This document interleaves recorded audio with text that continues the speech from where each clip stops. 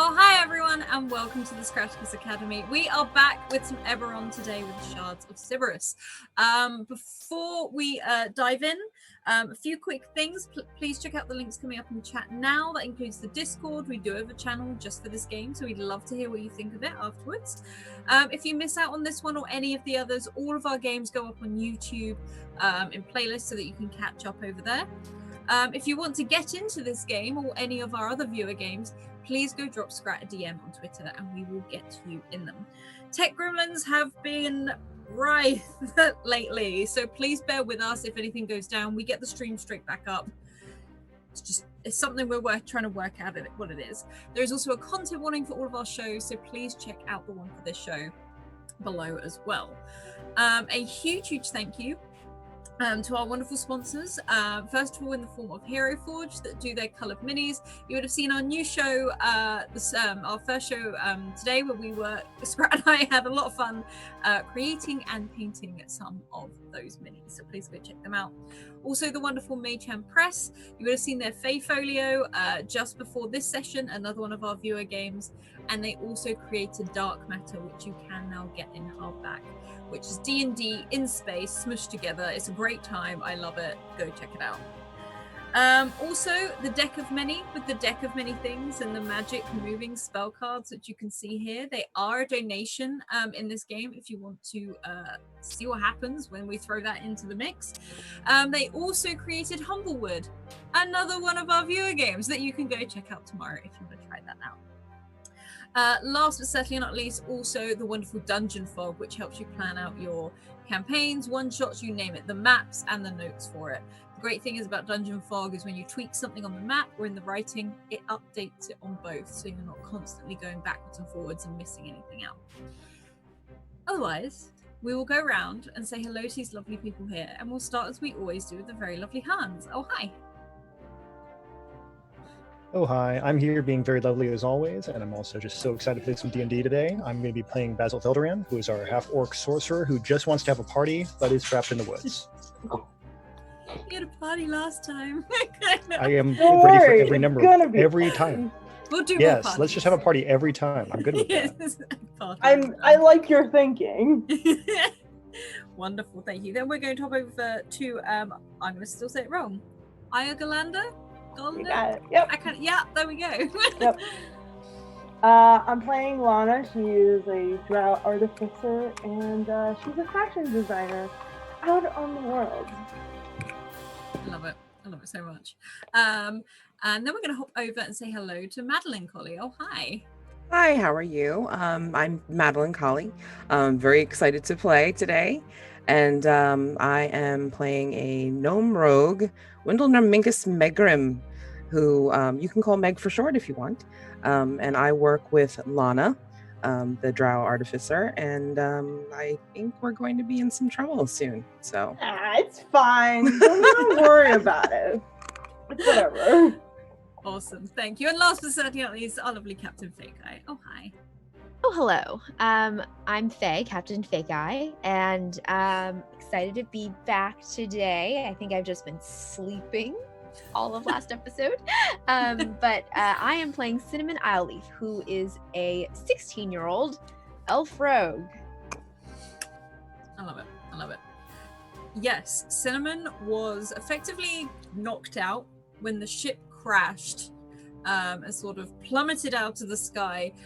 I want to say landed. It was pretty well landed, as it it's half in a tree in the King's Forest right now, and our party met this very colourful tiefling that belonged to an entertainer's sort of traveling kind of guild. It was made up of lots of families and lots of very vibrant, colourful characters. And we were taken back and we were shown the joys of living the life that these entertainers did, with the dancing, the firesides, the many raptors, I think was what sort of attracted a lot of the people. But we soon learned that this camp, as wonderful as it was often under attack, had their supplies raided by these small the best way to describe them was these creatures with long claws and these hooded sort of things that sort of shielded their faces. And we investigated and we found these huge claw marks in the trees, and they seem to come from the trees, not just from down below, but also from up high. And we are for a moment going to pan over to Cinnamon, who has been put in one of these, in fact, Tommen's very colorful sort of carriage. And Cinnamon, you wake up in this carriage, which is, it always hurts your eyes how colorful this is. There are trinkets hanging from the ceiling, from the walls. You don't really see a bare part of wall anywhere. There's clocks, there's small figurines, there's what looks like just bits of material that have been pinned to the wall. But the bed is comfortable.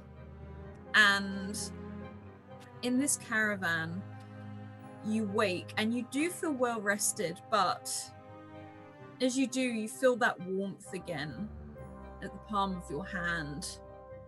And it doesn't feel like it's burnt or anything now. It's just a warm sensation. And open by the side of you, almost as if you have been reading it, but you don't quite remember, is that notebook, the one that you were handed, the one you acquired. And it rests on an open page, this diary, with bizarre drawings and these sketches of these shards and dragons in a language you don't understand. And there's a moment where your hand sort of rests by it. These words glow for a second and then calm again. Well, that was a great sleep.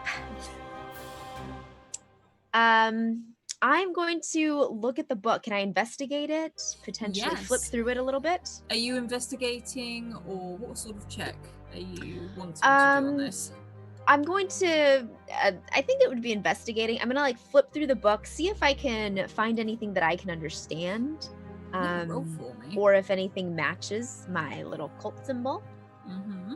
All right, let's see. Oh no, my investigation's not very good.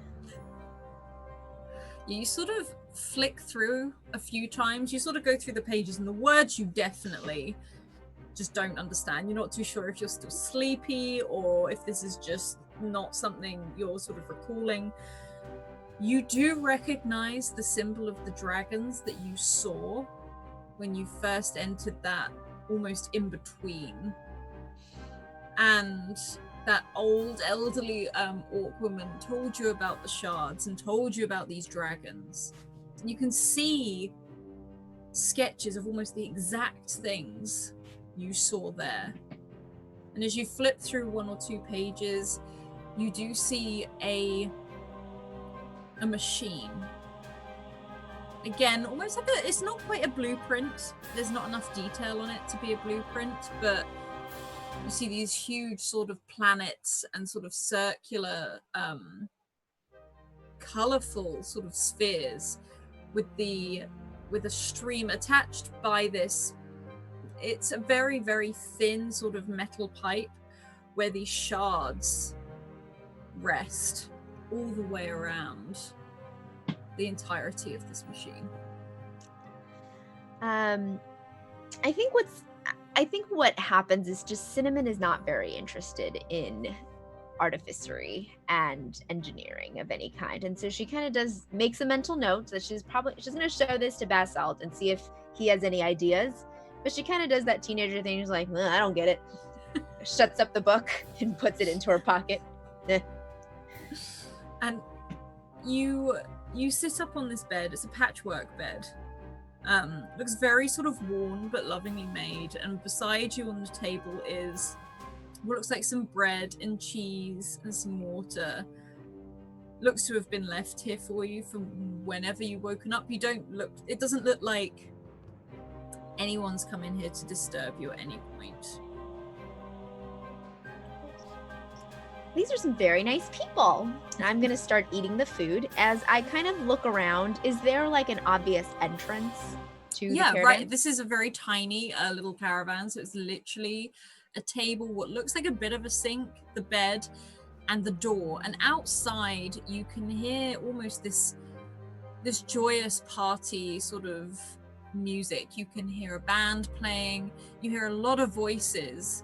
And looking out this very tiny square window, it is dark outside, apart from the odd lanterns and what looks like jars of fireflies that seem to be illuminating a lot of the path. You can see all of that, but as you listen and you sit there and you eat, you hear the voices start to fade, and almost a bit of an alarm and panic as you hear these sort of high-pitched squawks and squeaks from, the sound of raptors, almost sounding an alarm. Can I crack the door open just the tiniest little bit, and I'd like to look through it and see if I can see exactly what's going on outside. Okay. If you want to see exactly, can you do a perception check just to see how much you see from Sure. afar? Okay. As you sort of creak and sort of look outside the door, there's a couple of steps down. You can see a big roaring fire at the center, and you can see this, what is starting to amount into this chaos of people grabbing their children. They're running to hide them. People are running into their tents, running into their caravans. You see some people taking a stance and grabbing these weapons as they step forward.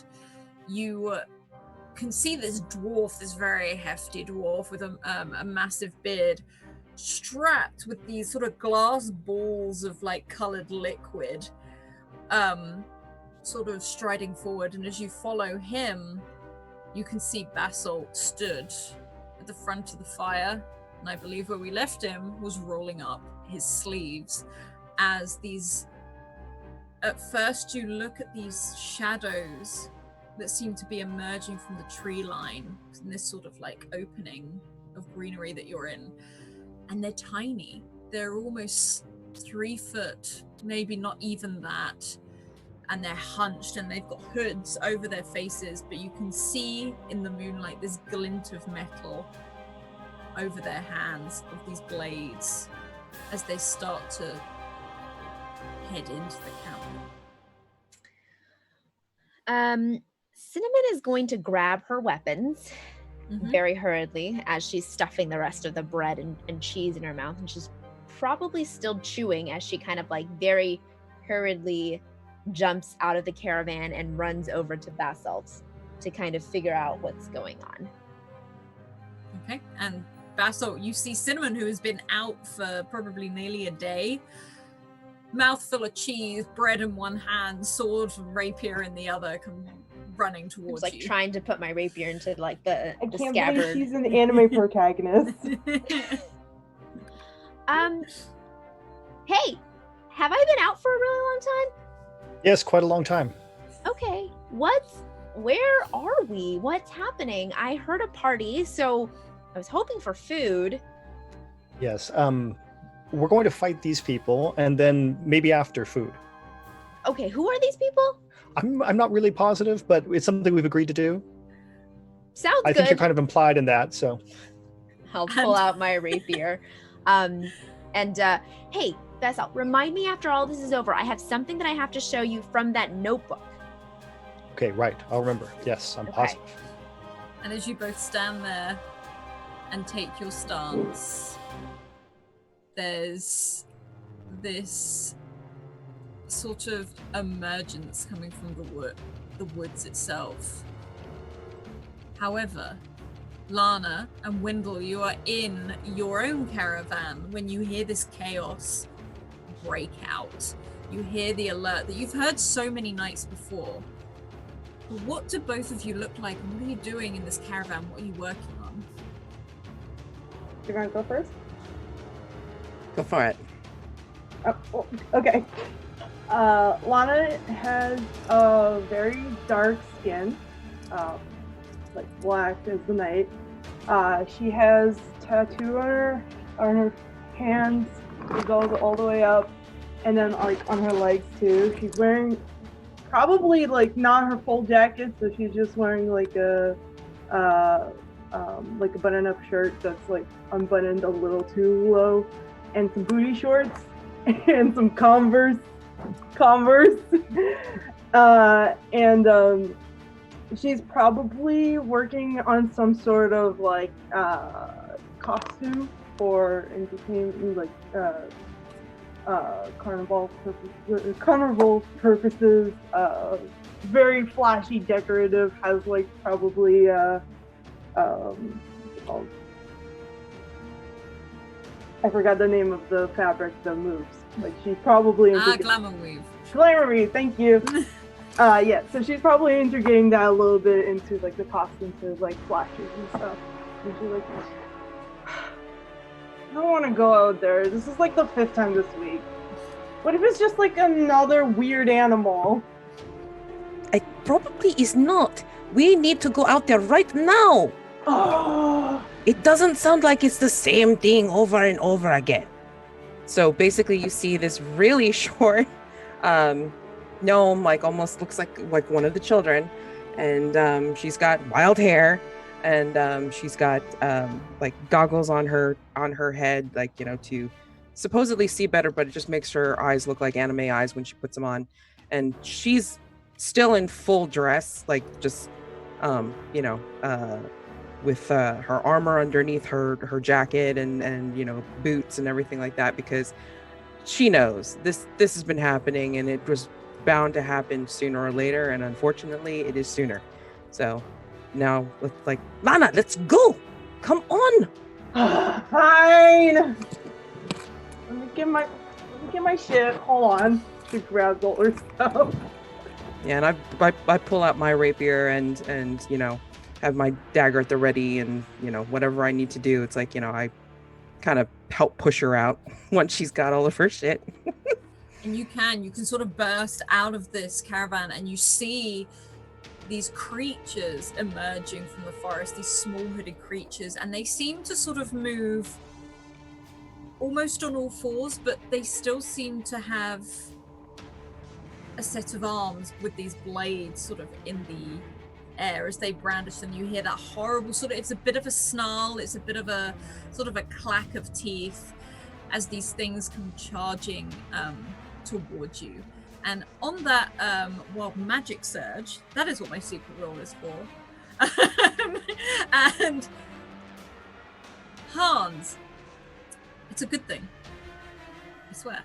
And Basalt, there's a moment where because you're stood near Cinnamon, and you look at Cinnamon, you can see the swirl of purple in her eye for a moment. You see her hands glow. And as you do, you feel like something not transfers to you, but it's almost like a wave of something hits you. And Cinnamon, you look back, and in Basalt's eyes for a brief moment, there's also this purple. And Basalt, as you look towards this, you do see all these things coming forward, but you feel the urge to look up. And you see these, for a moment, what looks like hot air where something moves, where something is there but you can't quite see it. And you start to see some of these creatures come out of the trees, because for the next minute you can see any invisible creature in your line of sight. Okay, I can't complain about that. Thank you. Could you all roll initiative for me, please? Okay. I was reaching for dice. Okay.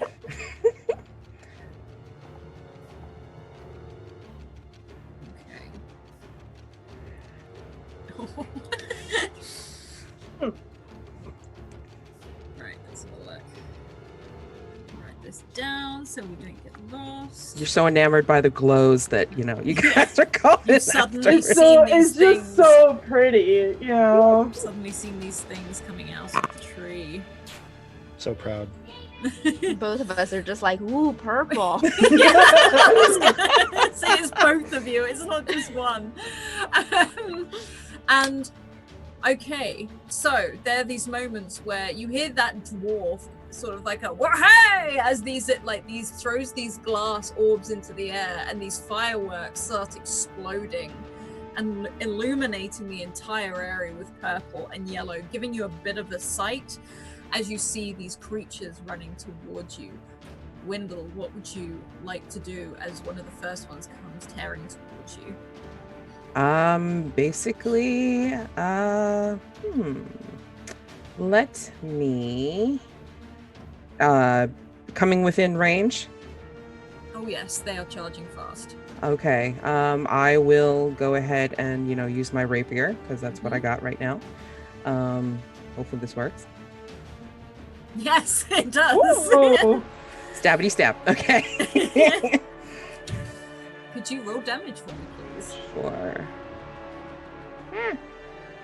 Oh, is this like where I type Oh, it sorry, in? no. You click on. You see the word rapier on roll 20. If you click on that, it will just roll it straight for you. Oh, okay. Also, 2 over 20s anyway. But yeah, there we go. Okay. Holy It moly! really Okay. liked it. Okay, so this thing comes tearing towards you, and with that flash of your blade, you sort of swipe at it, and you sort of cut it where it stands, and it screeches out towards you, and you literally kill it in one. You on a 15 damage, you swipe at it, and it screeches, and it falls back, and its sort of hood still covering its face. You see it move for a moment, and then these sort of metal-like claws clash to the ground, and it stops moving. Do I recognize what it is? I mean, You can on your next turn, if you want, you can. I will let you do an investigation or perception to go and have a look if you want Okay. to. It is currently Lana's turn, and Lana, you've just seen Wendell, just this one coming towards you, cut it down as it threw itself towards you. What would you like to do? Why did you need me for if you're gonna just do that? all the help we can get. Let's go. Okay. Is there anybody else in the vicinity?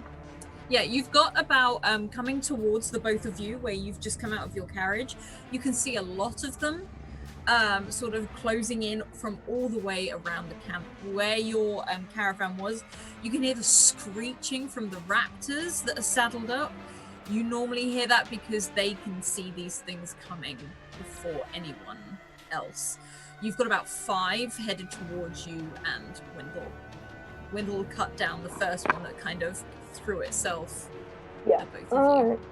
Let's see.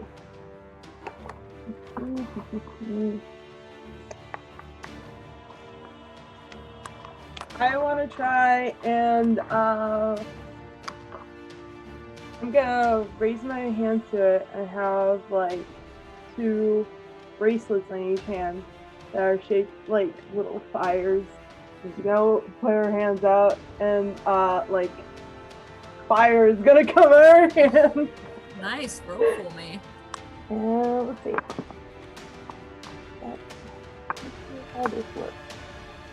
It's a dexterity. Okay, nice, do a dex save. Yeah.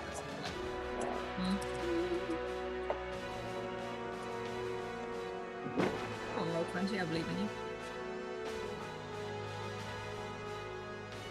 you. Oh, this is killing me.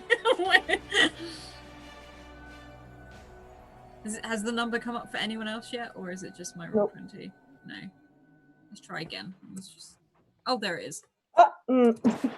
Okay, as you sort of you stand there and it looks epic. You throw almost like this line of fire out towards this creature, and as it does, it throws this cape up over its face and sort of rolls onto the ground to put it out as it gets closer towards it. Cinnamon, it is your turn. You and Basalt currently have 4 charging towards you as this is going on. You can see this very colourful tiefling, like you, 2 rapiers in his hand, flailing about and sort of like crashing, picking up a staff off of his back and swinging. This whole camp is fighting for what is here. How far away are Wendell and Lana from us? Can I see them? I think you'd be able to see them. It would take a turn to get to them, though. Okay, so it's like more than 30 feet. Yes. Okay. And there's 4 charging at us anyway. So, are they on us? They are about to be. They're in attacking range. Okay. So I will attack one that is potentially next to me and Basalt if possible. Yeah, roll for me. All right. So I'm going to attack first with my rapier. So let's do this. That is not a hit. No. Okay. And then as a bonus action, I'm going to attack with my offhand using my dagger. Maybe? Nah, 14. Exact hit, straight on. So you sort of, you do miss with the rapier. You sort of fling it well, but as you do, and it dives towards you, you manage to sidestep, bring that dagger up, and sort of get it into its shoulder, and you hear this screech as it does, as it tries to lunge back round after you as it.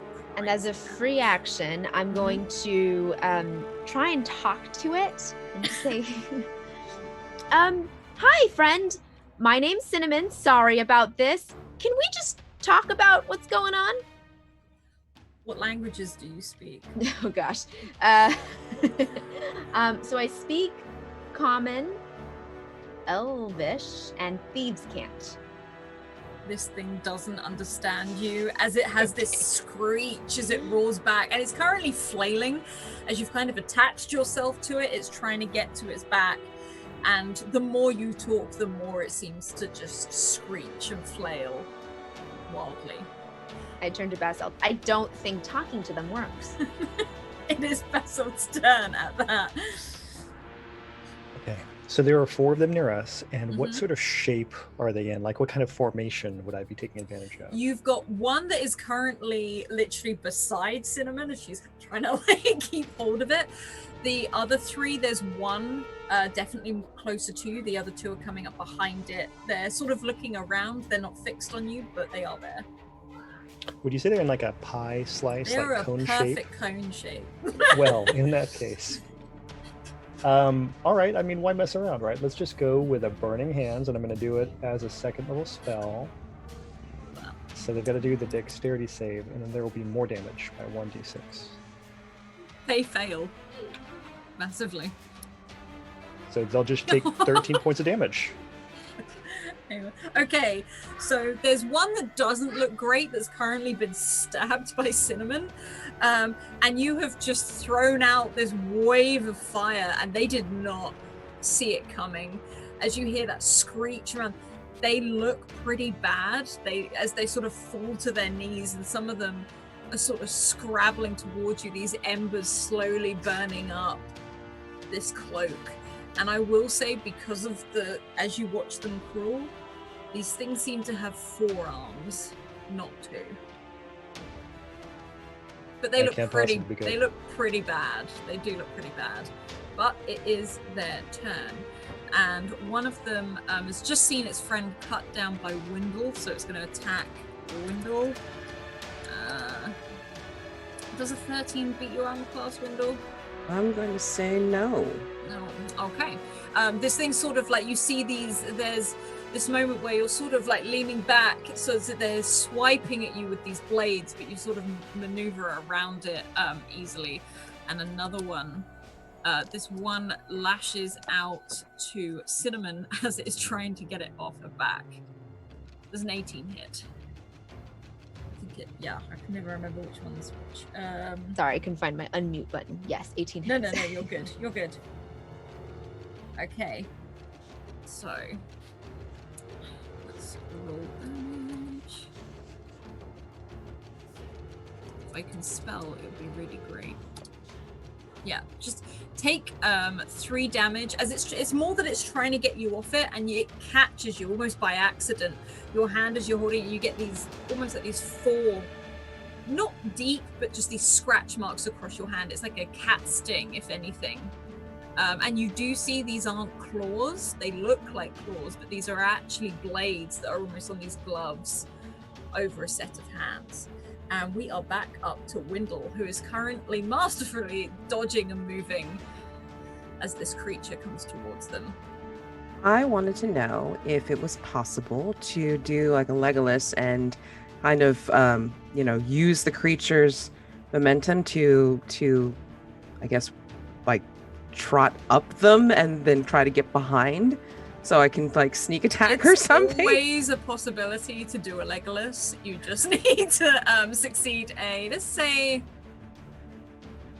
it's Legolas, do an acrobatics. Okay. Oh my god, these rolls! Yeah, describe it. Describe how you run up these creatures and get behind them. So basically the next one up that dares to, try to threaten my side of the camp, I'm basically going to run and kind of parkour using their thigh and their arm to like fling myself around and then try to stabbity stab. Roll a sneak attack for me, please. Okay. Why can't I roll sneak attack? Hold on. If you roll a standard attack and then roll the dice as an extra, I don't think there's a. I think it does it in here, I can't remember. Unless it's manually plugged in. I can see you sneak attack. What do I do? Okay. That's alright, roll a regular attack. Okay. And then we'll add on the damage to what is done. You get 2d6, I think. Yeah. What? Son of a bitch. No, it's alright. Roll your click on your did you have a rapier? I did. Yeah, click Okay. on rapier in your Got it. Okay. Another 20. Okay, now if you click on rapier in what you've rolled, that'll give us the damage. Okay. And then roll 2d6 and we'll add that on to whatever Okay. this rapier comes up with. Oh. Holy moly, okay. All right, hold on. And then roll 2d6. 2d6. I mean it's already dead, but like just tell me how much epic it is. It's like yeah. double, triple stab. Yeah, so you've run. I mean, Lana, you see this, and I will say probably Cinnamon, as you're looking over in that direction, you see this gnome just like use a thigh and a shoulder jumping over. 2 of them spin round and with a rapier, much like your own, run this creature through as it falls back onto its knees and just slides down onto the floor, and it is down. So we get down to Lana fans herself. It is Lana's turn. Again, like, what do you need me for?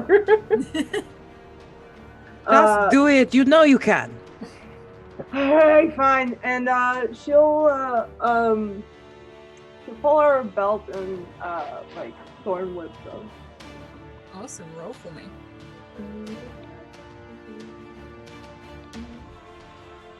Let's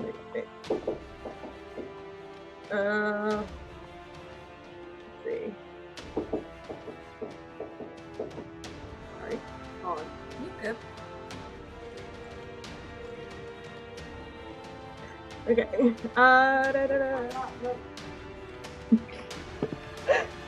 Let's see, hold on. Does it work? I don't know if it works. I'm trying to figure out if it works.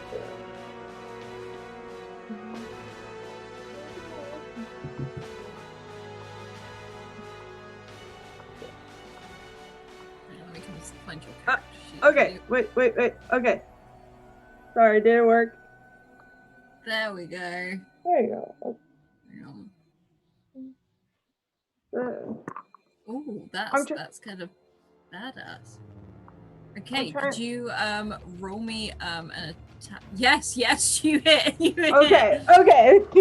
There you go. No, definitely. So is there one in particular you are going for? You've currently got 2 No, you've got 3 coming towards you as Wendell has gone behind and just attacked. I'm just gonna move toward Wendell and like back to back. Awesome. Yeah, no, this, you pull off your belt and you sort of swipe it, and you hear this sort of screech as you catch this thing sort of across the face and body. It sort of turns and looks back up to you, but it's got this, all you can see through this hood are these multiple teeth and very sort of ruby red eyes underneath this cowl, and it doesn't look good, but you've definitely sort of struck it hard. Cinnamon, it is your turn. She saw what Wendell did and was like, that is so cool. And kind of like is trying to do this thing where she's like trying not to copy her, but is definitely still trying to copy her with her rapier. So I'm going to, so the one that I stabbed before is still up. Just about. It doesn't look happy, but yeah, this is the one that also just scratched you. Okay, so I'm gonna go and attack it again and try to like also do some cool flourishy things with my rapier. It's a hit. All right, nice. Okay, so that's 11 piercing damage, and then with my, is it still up? I mean, not really, but just tell me what you want to do and let's make it look awesome. So. Oh, I'm gonna also try and do kind of the same, like trying to go with the momentum, leap onto this creature and then just Roll like an stab. acrobatics. I want to see Cinnamon do this. Cinnamon's just like, that's so cool. I want to do that. Oh yeah, 20. Yeah, describe how you end this creature in the most Legolas way. So I'm gonna run up to it. I've watched Wendell and she's like, all right, I guess I can also run up on people and kind of do this thing where I'm like hopping onto the legs, hands of this thing and then leap up into the air and kind of almost like use my rapier like a dagger and just bring it down into its neck. Yeah, you bring it down and this creature sort of, first of all, sort of collapses as it was already injured, but as you bring it back up and you slam this blade through, it falls back and this hood drops back as well. And beneath you see this sort of very sort of malformed, misshapen grey type creature. Very sort of, you'd think they were elfish at first, or maybe even once, but now they just don't look right. There's a very forward brow, these red eyes that currently with you roll back into the back of their heads. This almost very open nose, 4 arms sort of coming out of, there's no real neck here. It seems to be mainly head and shoulders with nothing else. The small sort of gangly legs, but these 2 mouths that sit on top of each other. It's almost like someone has taken 2 goblins and pressed them into each other. And I do have a picture for you. They're not pretty. Oh. But this is currently what you're fighting. And it falls back and drops. And there are currently 2 more in front of you and Basalt. And there seem to be 2 more coming. Basalt, you've just seen Cinnamon do some very badass stuff. And you've got these 3 in front of you in their perfect little triangle. They're looking bad. They're trying to crawl their way towards you, but that flame really got them. What would you like to do? I'm trying to decide if you're encouraging me to do more flame or not. It's up to you. It's up to you. Right. Hold the flames. Set this whole forest aflame. You go as fabulous as you want. I do appreciate that. That is nice. Let's see. Always more flame. Fire sells just everything. Just saying, I have a flamethrower. We can make this a thing, bud. There were other options there, but that's fine. We'll just do flame. Okay, so I guess Basil we want this over with soon. So he's just going to turn and just do 1 more level 1 burning hands in their direction. So I will just push a normal button. And things will happen. 19. As this happens, they sort of see it because it's half damage, isn't it? They I don't think they take. Do they take? Is it? Hang on. I'm checking. You're probably If right. it's a level 1 spell or Yeah, higher, half. they take half. Yeah. If it's a cantrip, they don't. Yeah, half damage. Okay. Mhm. So these things, as much as they see it coming, they try to shield themselves with, and they cover themselves with these cloaks they're wearing. But there's that, as the flame sort of licks over them over this whole area, you just see these sort of just sort of this ash almost left behind, and the only thing kind of in Crash Bandicoot style are the weapons that are left, as they haven't melted. 2 more are coming in. One of them has just seen what you have done to their friend, so one of them that's slightly further ahead than the other is throwing itself towards you. It doesn't hit you, Basil. If anything, it's sort of thrown itself through the air and you can just sidestep, and it just sort of like crashes beside you. And there are 3 left in front of Lana and Windle, but 2 of them are going to make an attack. First one on Windle. Nat 1. On a Nat 1, this creature starts flailing towards you, but it trips over its friend that you have just sort of taken out, and it stumbles and falls down at your feet. The one going for Lana, there's a 17 hit. It does. That's right. Oh, that's a... Please take 5 damage as this thing, it's watching you as you move this whip, as you strike some of its companions as you go, and it sort of ducks and it weaves, and it just gets a swipe in at you, and you can hear that snarl as it sort of bares its teeth and hisses towards you. Windle, it is your turn. All right. So there's one in front of me that tripped, so obviously just prone, but then there's the other one that's on Lana. How close? There's one on Lana, there's one in front of you, and there's one coming up behind the one that fell in front of you. Okay. Well, just, go with the one that's closest again. All right. Okay. That doesn't hit. You sort of bring this rapier down, and it sees it coming and rolls out of the way over to the side and gets up, and you see these 4 sets of arms and the legs as it almost stands there for a moment, breathing heavily. Lana, it is your turn. You've just been swiped by this one as it maneuvers sort of between this sort of whip that you have created. This and you can have just seen one Windle trying to handle one that is currently rolling out of the way. What would you like to do? I'm really mad at it, so I'm gonna jump up and take it with my feet and cast Thunder Wave on it. Go for it.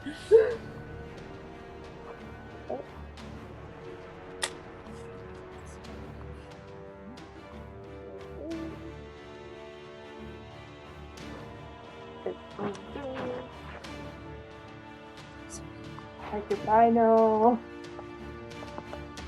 Is it a DC save? Hang on. It is. Yeah. It is. So it should be a 14 again, I believe. Yes. It fails massively. Could you roll damage for me, please? I can. There we go. There we go. Yeah. You sort of, so what, you're kicking it out of the way? Yeah, so I jump up and just push it with my feet, and then as it sort of weaves through, you manage to get one of your feet up and just kick it sort of not too far away, but out of its close range, which it is currently swiping at you. Actually, is there other creatures in that area? Because it's a 15-foot cone. If it's a 15-foot cone, it would hit one of the other ones that is coming up as well. So yeah, you kick one of them out, and then this other one starts this static as it picks up. It's sort of, you see it like it's about to dive for Windle, And Windle, you turn around at this last minute as it's about to dive. It's all that static shock for a minute as it drops down to the floor. The one you kicked, Lana, it's not looking good, but it has sort of like, it's fallen over and it looks like it's trying to get back up, but it is struggling.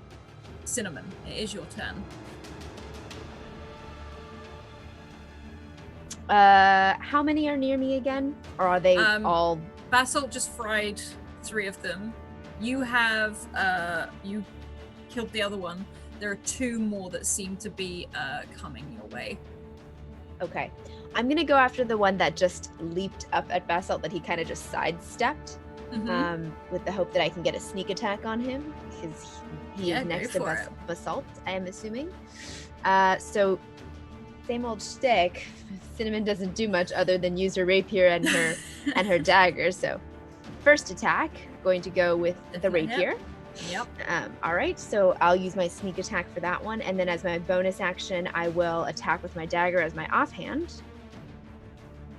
Also a hit.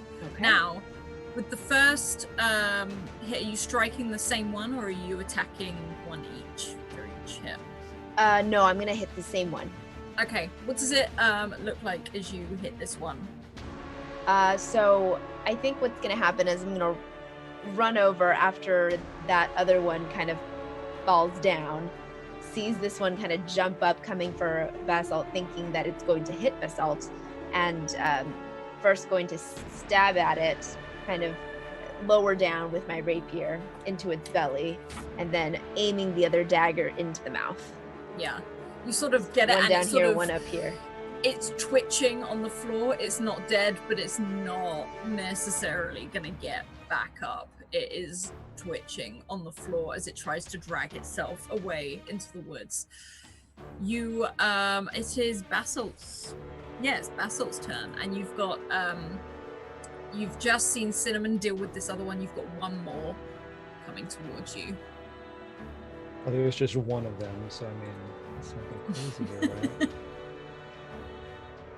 Okay, so I will just do a firebolt at that one. See if I can find my buttons to push. Yeah, it's a hit.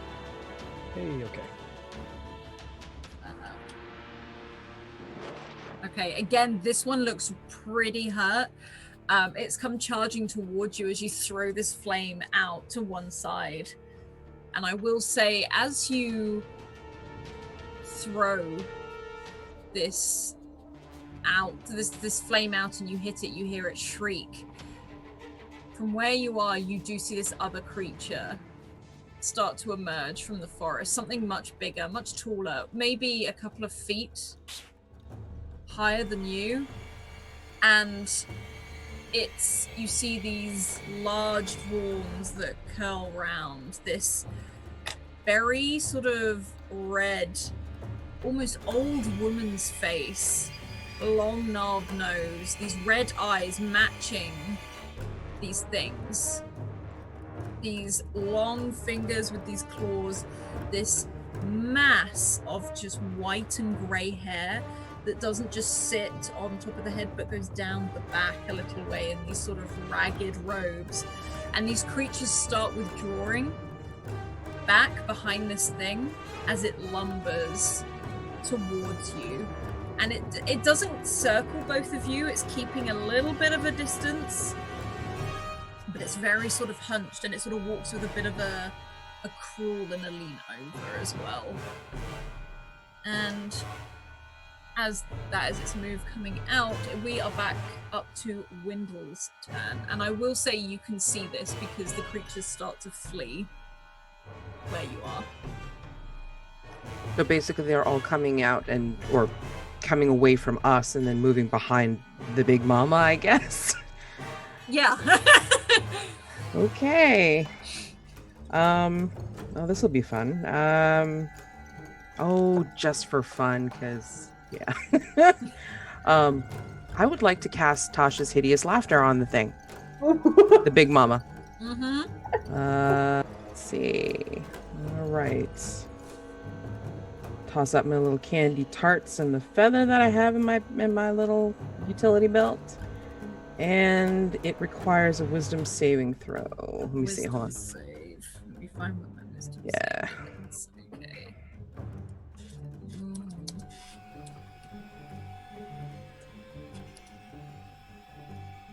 Oh wow, that's just a bad roll. That's just...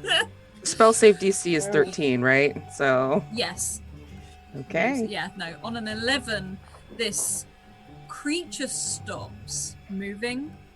Its head turns to you for a moment as it watches you start to conjure up this.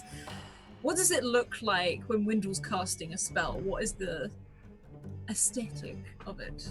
So basically, I mean, she kind of pulls out like a lot of hand motions and stuff.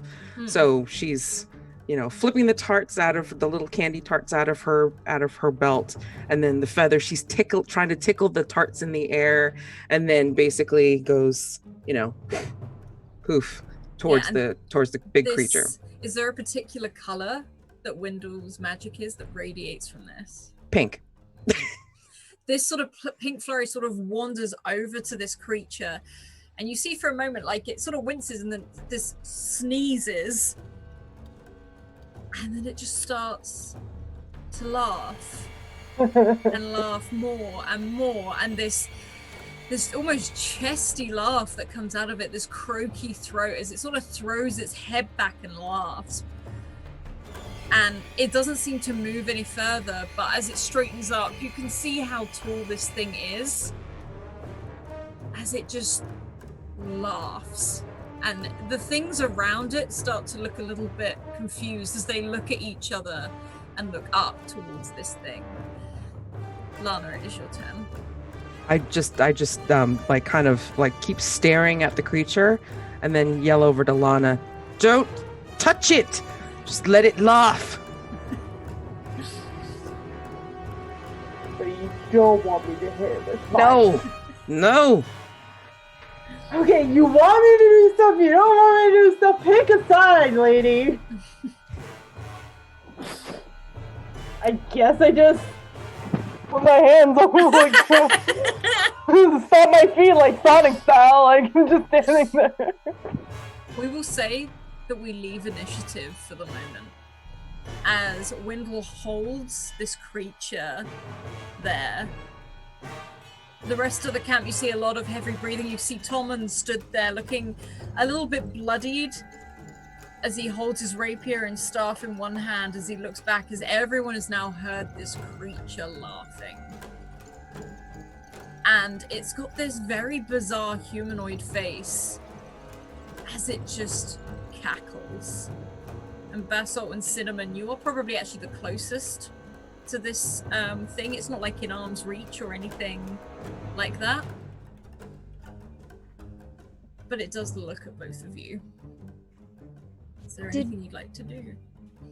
Did we see Windle cast this, or do we just see this thing fall over and start to laugh? If you want, do a perception check and I'll see if you did see it.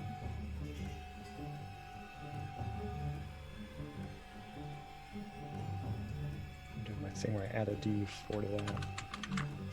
Wow. Yeah.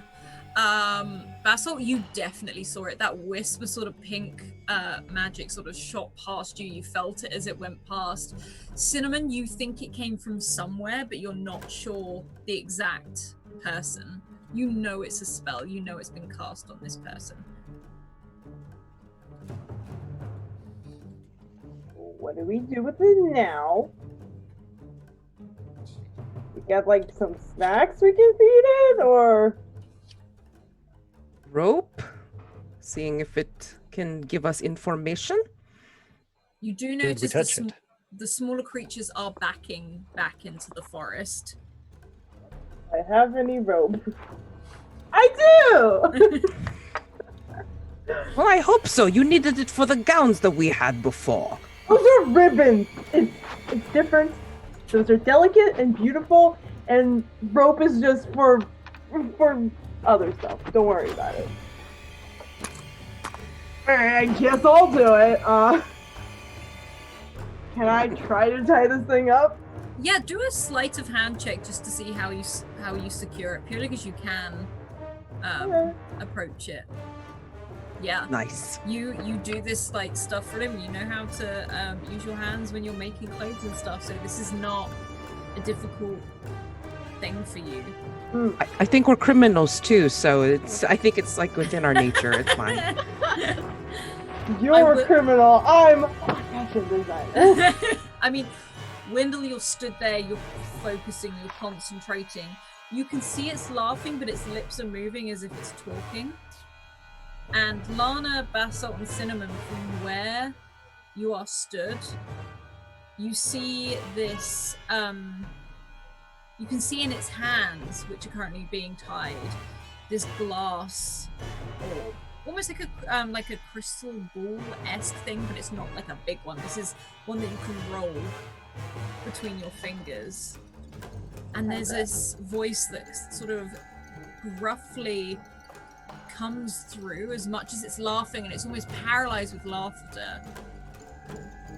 In your head, you can hear, "Choose a fate." And I need one of you to roll me a 1d10. Sorry.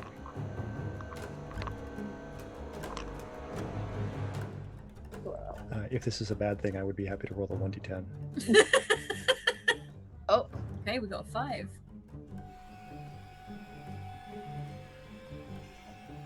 Okay. This voice, as you do this, comes into your head. A ship comes on a sea of bones, but treasure awaits behind a silver skull.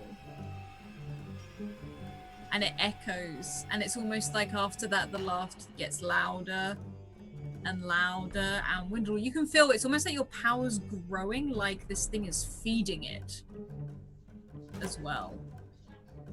Before Lana, as you tie it, you seal that last knot, everything drops, and just rags are left behind. Nice trick. A perfectly good knot on him. Basil, can we go say hi to those people? They seem like they're really powerful. That lady just made this whole thing go away. Yes, we should definitely go say hi before they make us go away or something like that.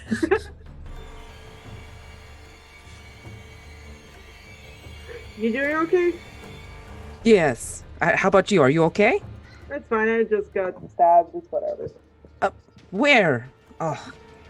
Don't worry about it. Should I do medicine and like try to wrap you up? No, I got my utility belt on, so. No.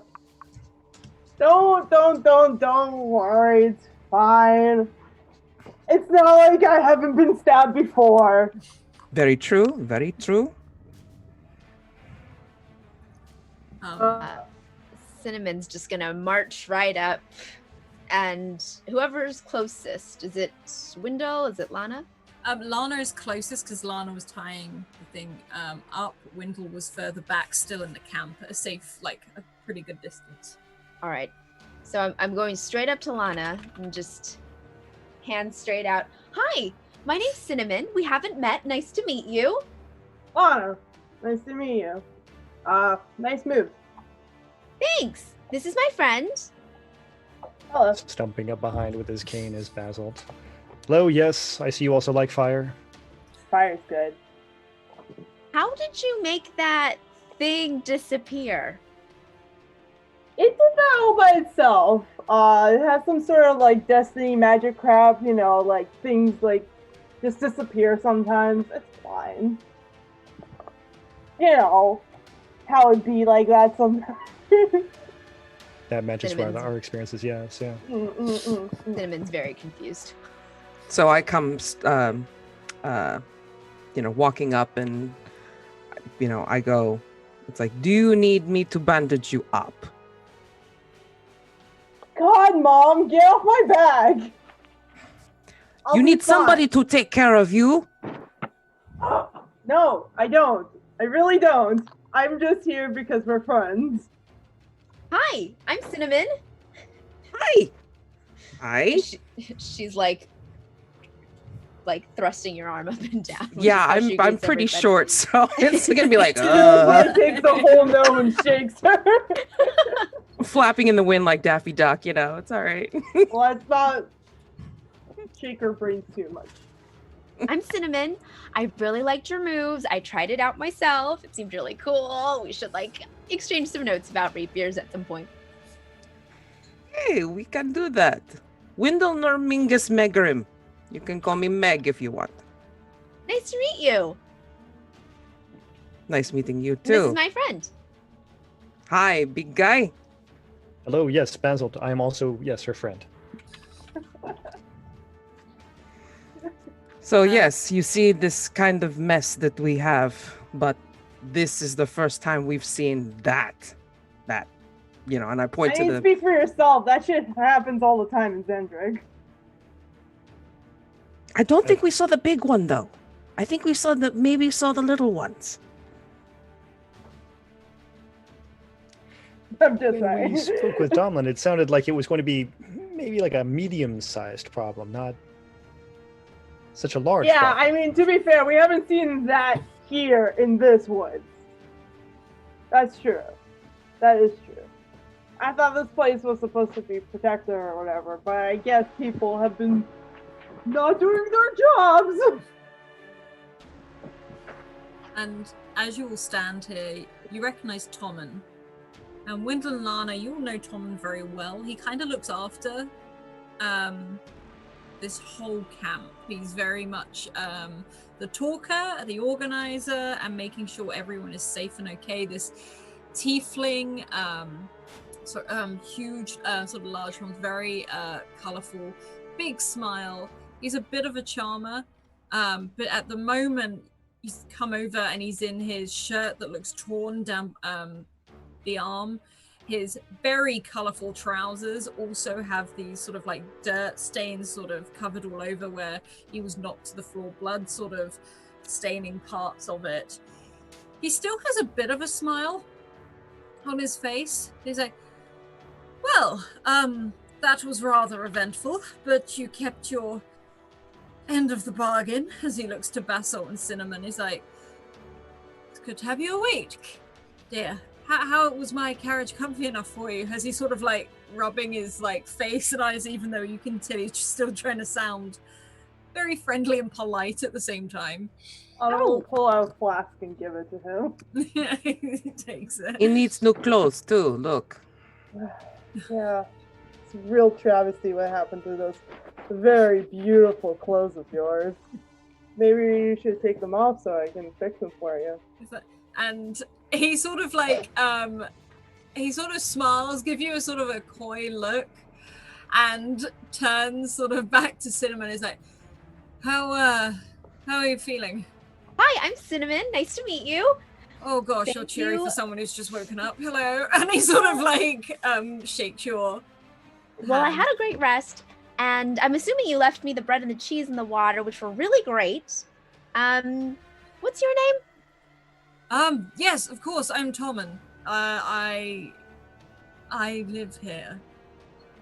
He doesn't, you can see he doesn't really know what to say. He looks not out of it, but he looks knackered. He can't quite understand how you're so cheery after a fight because you just woke up as well. But he seems to admire it more than anything. He's like, I was talking to your friend Basil here. I'm to escort you to Rote.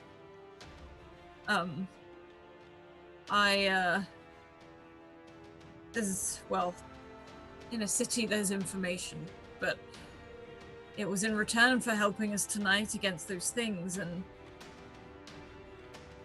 one, I thank you, and two, he sort of looks over to Wimble. It's like, thank goodness you managed that, whatever that was.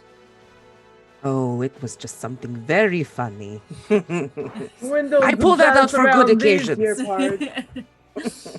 And he looks to both you and Lana. He's like, I would request, after looking at how you both handled yourselves, you help me escort these two to Rote. If that is okay with you. We're going where you go. It's fine. So That And he works. sort of As he long as looks there's people buying clothes. and he looks to you and says, "We'll leave in the morning. We should be done for the night, but I need food Dude. and a beer." And he sort of starts to move over towards the campfire, which is still roaring away. But there's this kind of you can see all of these people slowly starting to come out. It starts to buzz a little bit again. The family's coming out. Someone does strike up a tune, sort of trying to lighten the sort of the feel of everything. And there's a weird feeling of normality, like they're so used to this that they just go back to it again. You see people come out. You see that the children are being put to bed and people start to relax a little bit. And not too long after that, you have food and drink shoved into your hands. Is there anything you would like to do before you go to sleep? Cinnamon wants to try beer. Constitution save, please. Oh Oh no! no! This is Cinnamon's first go at beer. I definitely. Oh! It goes very well or very poorly, yeah. depending on what Sounds about right for a 16-year-old trying her first beer. Tommen sort of awkwardly gives you a sip of his beer. He seems to refuse to give you your own beer. And you sort of have that thing, when you sort of chug it a little bit too much and you feel fine. You sit upright for a moment. It's only when you stand up again that you fall over.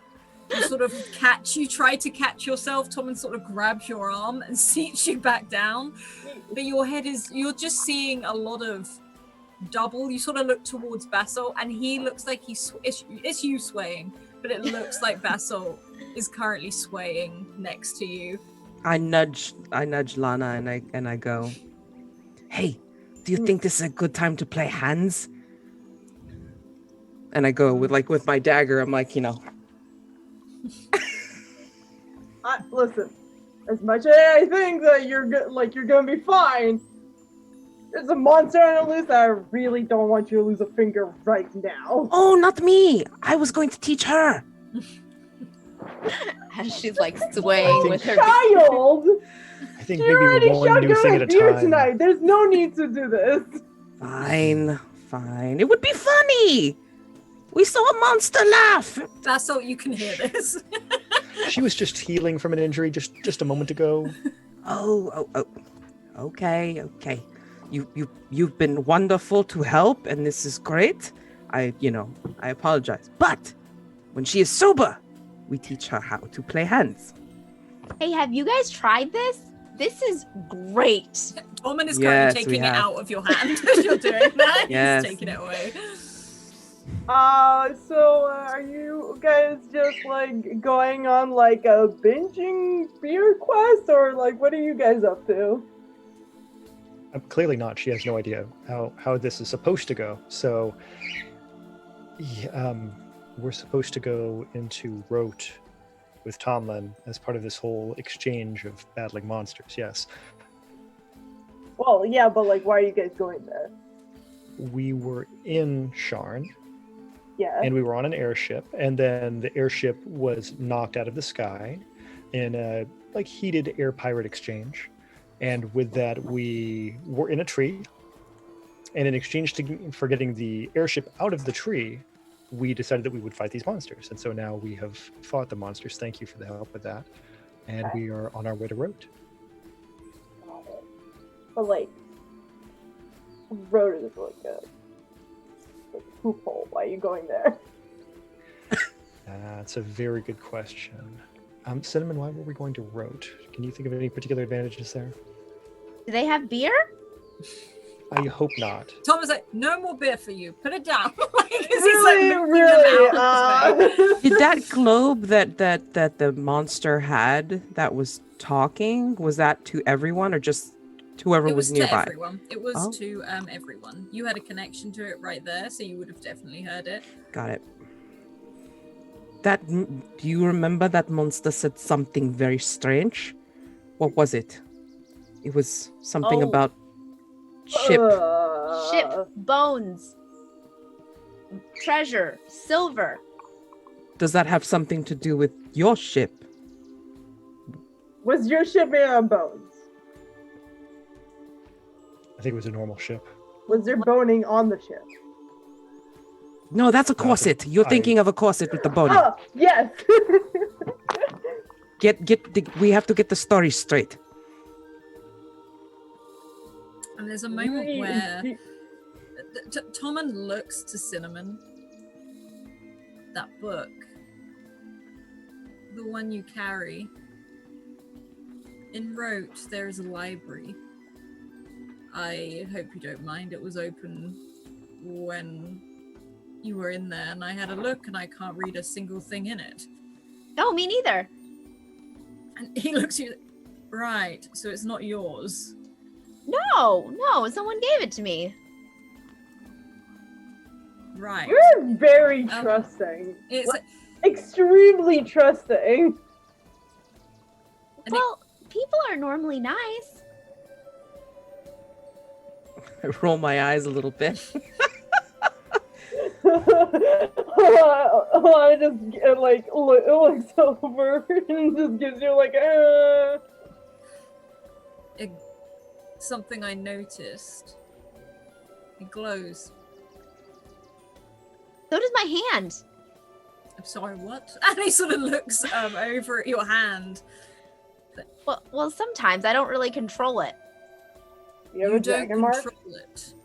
No, I control my hand, but I don't control the glowing that sometimes happens with the journal glowing. Right. Okay. I'm assuming that's why we're going to Rote.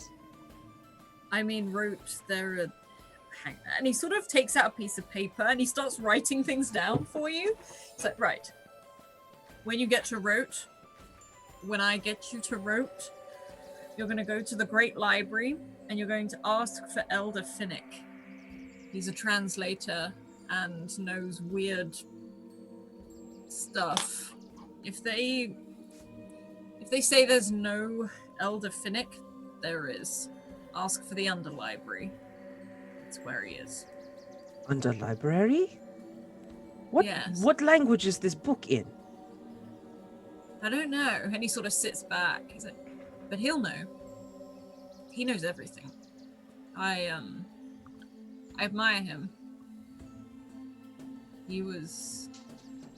I was his apprentice until I decided to get into this. What happened? You were a scribe and now you are... I was a librarian at first. I didn't get as far as anything else. I was a bit annoyed that I had to shuffle books around for him. But in the Underlibrary, the books are a little bit different. A bit like that. And he sort of nods towards the diary. A glowing book? Can I see? No one can read? Sure, I guess. Just be careful with it. Lots of things happened before we could get it. People seem really possessive about this thing. Also, Are you if part there's of any families? Like big families? By any Let's say chance? maybe a dragon marked house. Yeah. Oh, you think it belongs to one of them? I mean, it's possible. There's a whole house about communication. Not that I remember all the names because who gives a shit, but yeah. But As you a have... member of a dragon marked house, I have to say I agree. I mean, they're absolutely inscrutable. But why would you have the book of another house? Usually espionage would be the case. In this case, it's not ours, but... Oh, never. No. No more to be said. I get it. No more to someone be just said. gave it to me And after then I you joined had their a- cult. And then you had a mark appear on your hand. Yeah, after I joined the cult. What cult?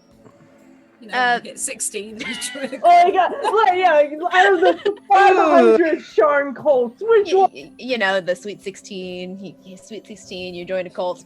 Yeah. Wasn't the Alice, Thieves Guild enough? Well, no, that was actually my Sweet 16 party. This was totally unexpected. This was the Alice, help me out here. I don't have my notebook with me. I'm gonna need yes. Solkatesh. Solkatesh. I only know because I'm looking it up now because I always be able to pronounce it. Oh boy. But yes, I wasn't voluntary. It was join the cult or die. Do I know about Aberrant's dragon marks? I don't know. Do you?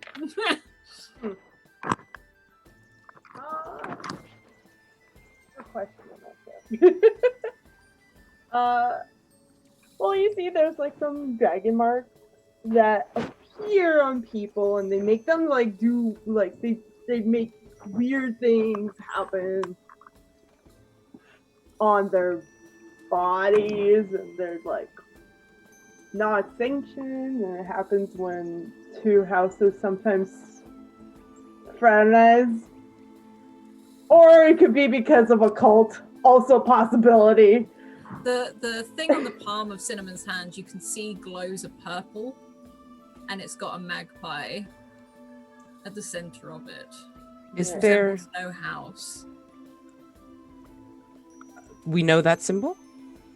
You don't know the symbol, but you know it is not a Perhaps. dragon mark. This Okay. is almost giving you the same glow a dragon mark would, Mm. but it isn't a dragon mark. I mean, she has given me the book to at least look at. I mean, is there anything I can identify? Do you want to do an arcana or a perception check or something? Oh, definitely to that arcana, effect? for sure. Okay. Okay. Okay.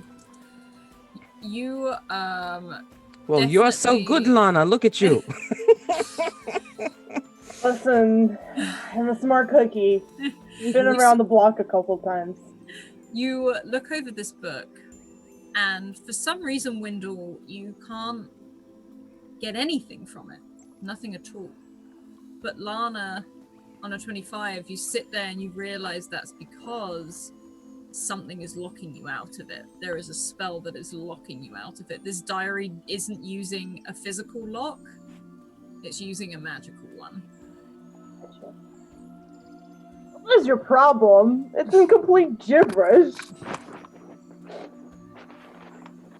Somebody's trying to keep you from reading their diary or whatever. Which is a great idea, and probably should figure out how to do that. Somebody keeps reading my diary. I do not know who you are talking about. Maybe Tommen. Tommen's doing it. I know it. And Tom is Yeah. looking over at this group, just trying to eat his food, like, I'm gonna go to bed, but I'm gonna go and saddle up the, get things ready. Yeah, you really need some rest. And Give him also, some if you want me- clothes. What? Give him some clothes. Well, okay. Well, I was just gonna say you can like bring your outfit to me, and I'll fix that up for you. Won't And take too he long. looks away, he's like, I mean, I'll take some new clothes, but I do have a wardrobe full. You know, like, most people here tend to have a fairly flourishing wardrobe due to the entertainment sort of, Yeah, and feel like for I'm it. sure she has made some of those clothes. Exactly. And But- he stands up and stretches. He's like, we wake at dawn, and that's when we leave. It's best to travel through the forest as fast as we can in the daylight. Coward. True. And you watch him slowly retire back to his carriage. Is there anything you would all like to do before you go to sleep? I hand her back the book and then just go, well, good luck with this. Try not to join any more organizations that could bring you grief in the future. Thanks. I'll keep that in mind. Preferably, you do it sober. and not with beer. Oh, I've never had beer before. Oh. We can introduce you to harder drink later.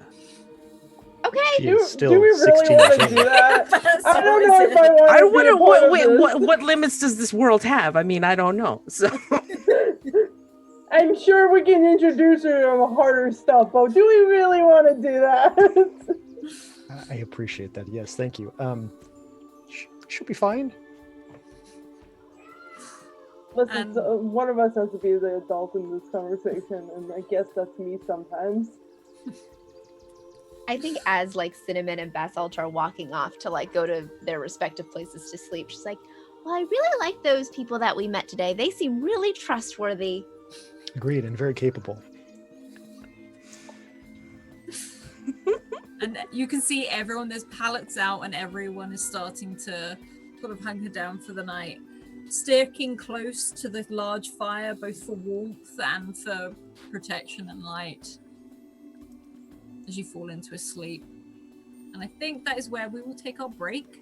So everyone go refresh your drinks, go stretch and tell your pets you love them, and we will be back in just a moment. Yay.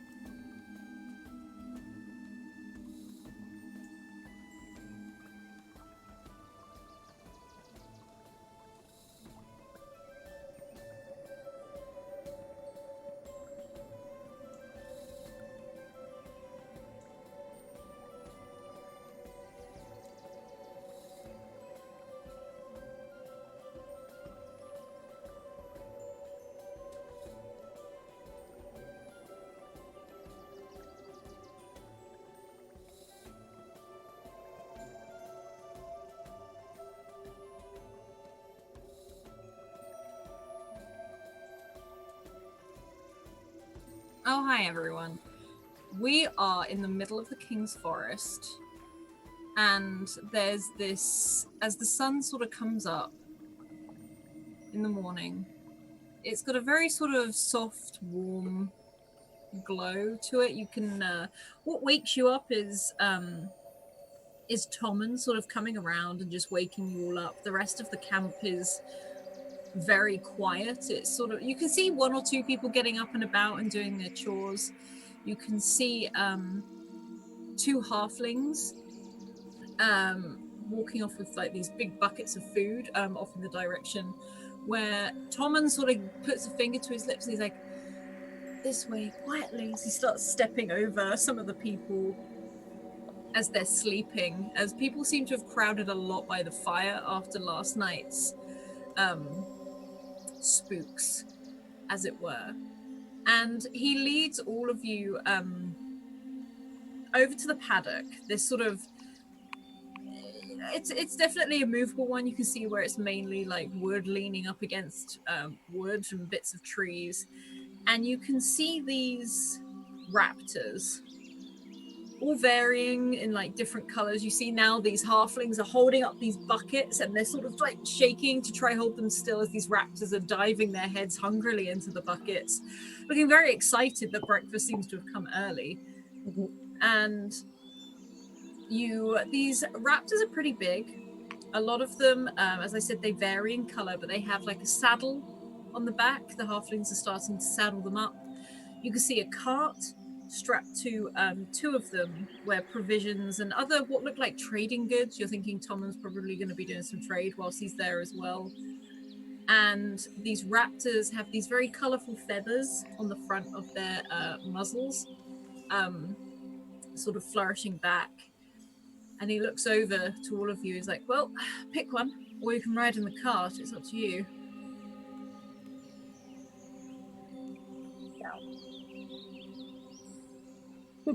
He sort of pulls one, which looks like his, this sort of very bright blue and green raptor over, which sort of, as he's talking to you, is sort of like butting its head into his. He's like, yep, okay, as he's trying to sort of look professional in front of all of you, but yeah.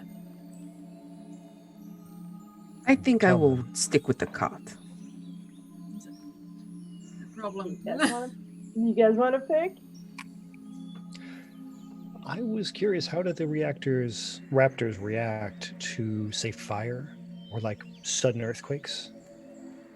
Is this something you do? Highly relevant, yes. And he sort of looks over at the raptors. I've got one that's pretty used to spontaneous actions. It's an older raptor, if that's, something you'd go for. Hello, readers. Welcome in. That does seem like a better idea. Yeah. It's like, Rosie! And it's sort of, for a moment, you see this halfling poke her head out the side of this stable. And he's like, get Monty! There's like the light up on her face as she disappears. And soon this huge raptor comes out, a bit bigger than the one that Tommen has, and it's got, instead of a feather, like a fan that's sort of on the top of its head, and two little fans out the side of its cheeks.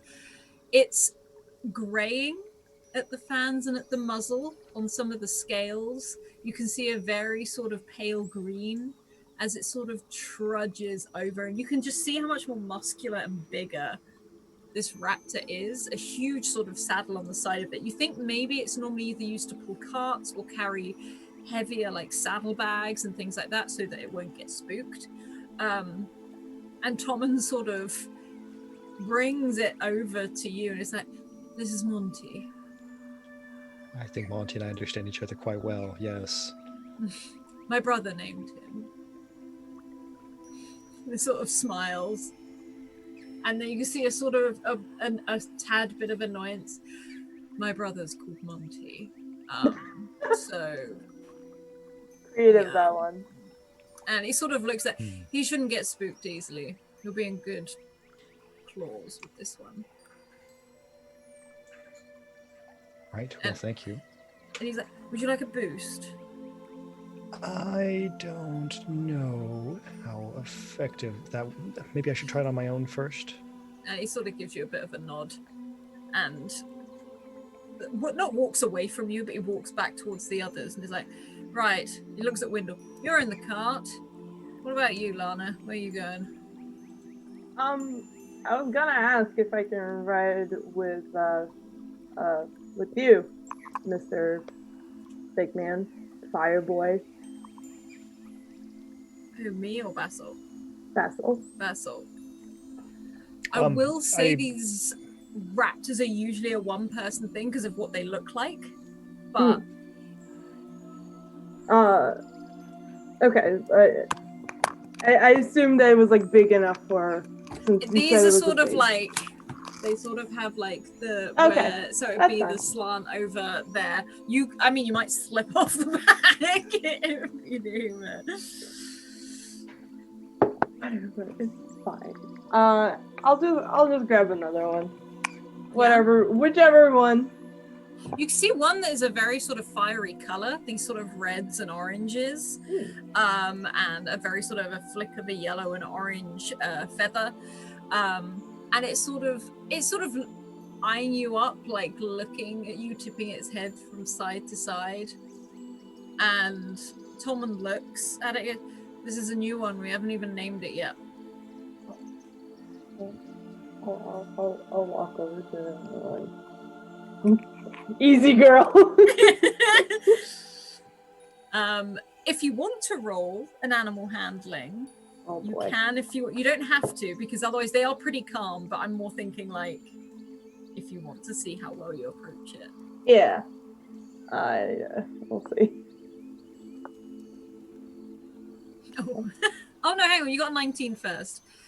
Yeah, you approach this. I mean, you've been around these raptors. There are raptors, so you probably know how to handle, especially a new one.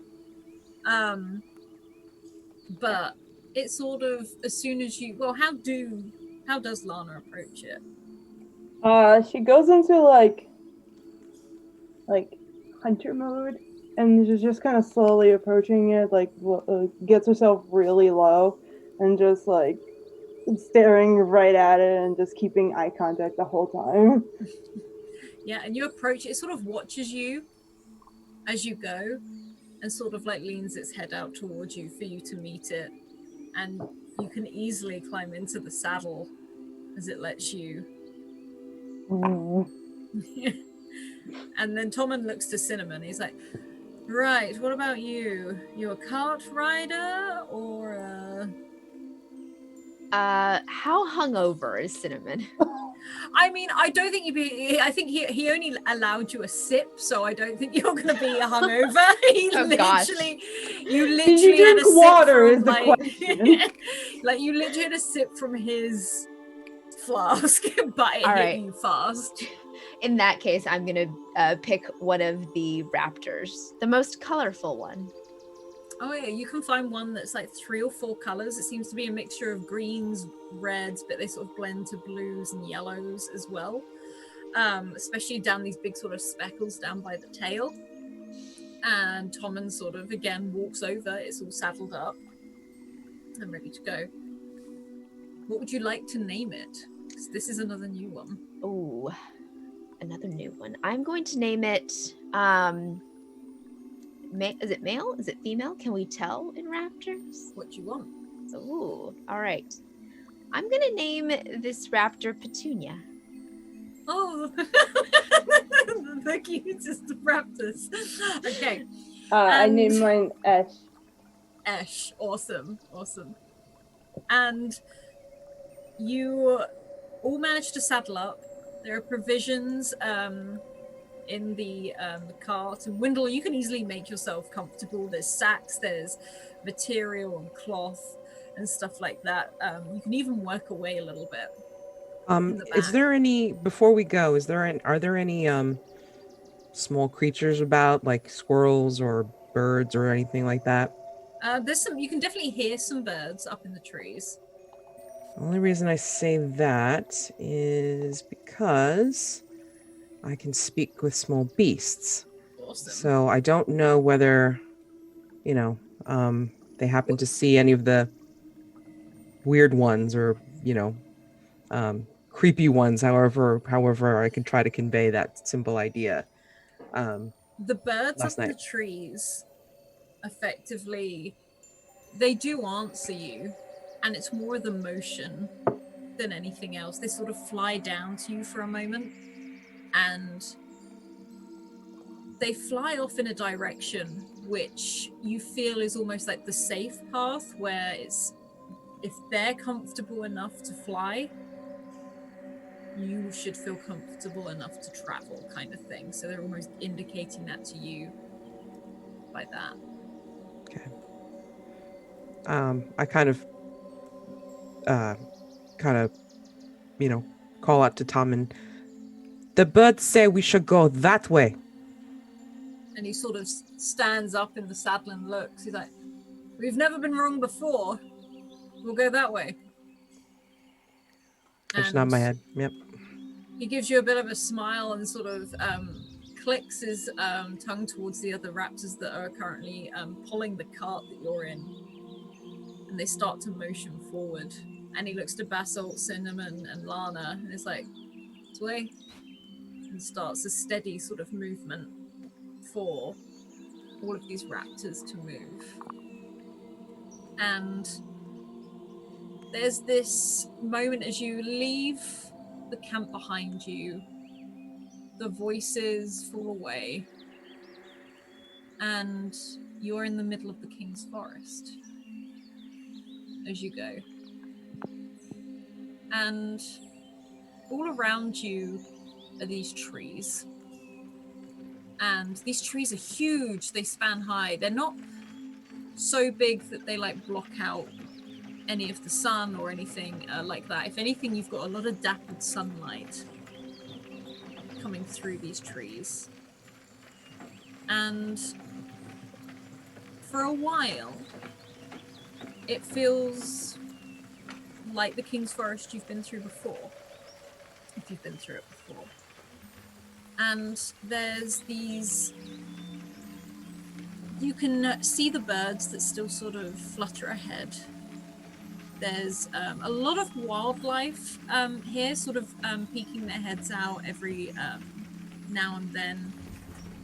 But Tommen leads this party forward. And as you go, could you all roll me a... You can roll either a perception or arcana check. It's up to you. Perception's so much better. Perception. Oh, wow. You're all rolling really well. Okay. I'm Yeah. a smarty Alright. cat. So you basically all see this. As you, it's a bit of a seeing and a feeling. As you move, you can hear these raptors clicking, sort of like their teeth together, almost like chirping at each other like birds. And they seem to have picked it up as well. Every now and then they shake their heads, and particularly yours, Basalt. You see the fan go up and down. As this large raptor is sort of like, you notice he trots forward. If one of the other ones gets slightly ahead of him, it's almost like, nope. You know, he sort of catches up a little bit, then slows back down again. And there's a feel to the forest. It's like you can feel the magic in the air, like it's like the air's thicker here. And it doesn't normally feel like this. You can smell the damp earth. You can smell the leaves and some of the flowers and things that are around. You can see these huge sort of bushes full of different berries. But there's a sense of change here. Like something has changed. And not for the worse. If anything, everything feels heightened. And I'll say Wimble on that roll though. You do see some of the creatures which are a very rare find, and they seem more confident coming out, almost like they're flourishing here. And it's almost like the best way to describe it, if you haven't seen the Eberron book, it's like a rabbit-type squirrel-like creature with these heavy ears, wings that spread out the back, and long tails that they sort of tend to hook themselves on trees on as they perch in the branches. It's very rare. They're very quiet creatures. They're quite shy. But you can see 4 or 5 of them sort of jumping from branch to branch and gliding here and there. And there's this radiance to all of the leaves. Is there a way to, I don't know, kind of ask them? Or would I recognize a way of, talking with them? You could roll an animal handling if you want to try and get one of their attention, sort of thing, to see if it's like, so you don't scare it off. Okay. You can see that they sort of pay attention to you. They perk up at seeing the cart. Tommen sort of lingerly looks at them before passing on. And there's no chirp. They don't seem to make any sort of real sounds. But you see one jump from the branch and open these huge wings and glide and land on the ridge of the cart. At a distance from you, it seems to be keeping it. And its eyes flash a very sort of gold yellow color. What is it you're trying to understand from it? I would just approach it like I would any other small, creature. I would be, how are you? Just kind of convey, just a questioning. It sort of tips its head to you, sort of grooms its arm a little bit, like stretches out and sort of like, when cormorants dry off their wings, it stands there with its wings out, almost like ruffling them a little bit as if it's stretching, giving you the feeling that it is well. If anything, it's very well. It's very rare that people see these, especially in the wild.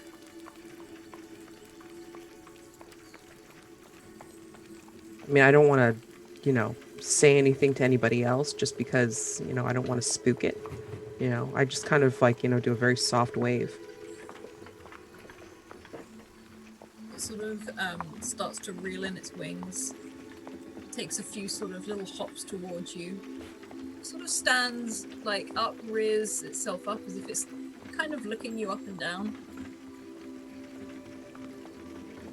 You can see it sort of flinch near the raptors a little bit, but not because the raptors are going for it. It's more that it's like, oh, what is that?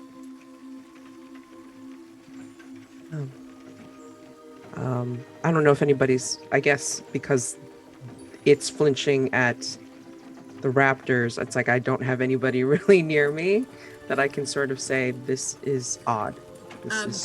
I mean, Basil, Cinnamon, and Lana all saw. They can see them. They've seen them in the trees. So they can... I'd say from where you are, they're not necessarily at a super close stance, but they can see you interacting. Okay. With this thing.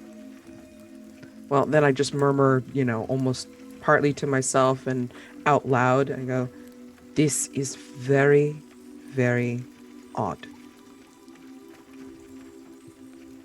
And animal in the wood. What? It's an animal in the wood. This is rare.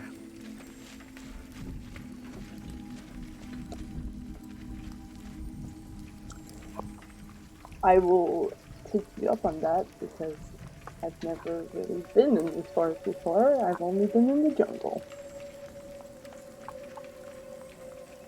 Yeah, even though I'm from the city, I feel like as a forest gnome that You'd Wendell have would... I'd say a feel for it as well, yeah. Yeah. So, again, I don't want to spook it. I just want to try to convey to my companions. It's like, oh, this is freaky. We're going into deep woods here.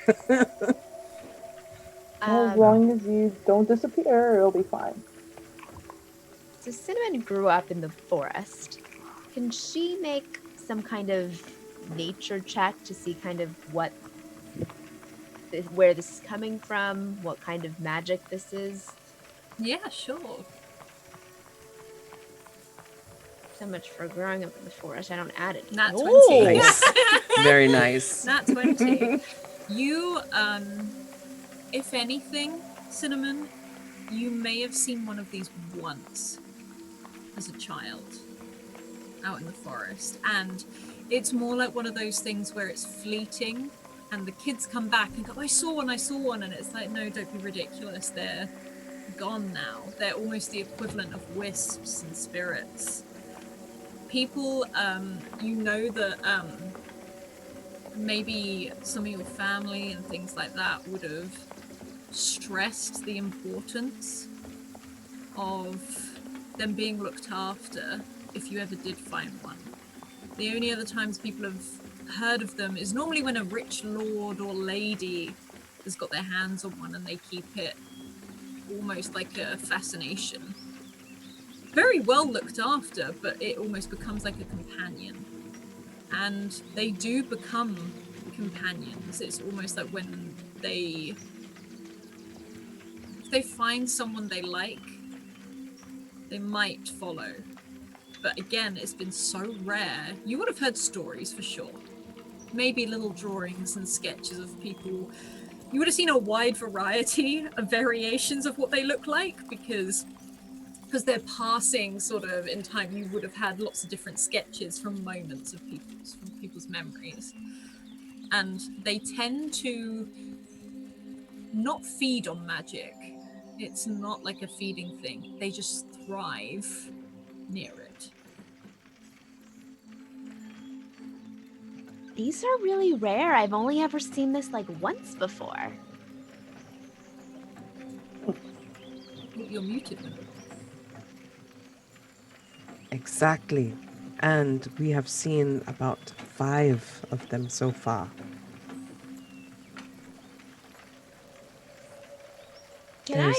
Oh, go ahead. I'm sorry. There's magic here. Much magic.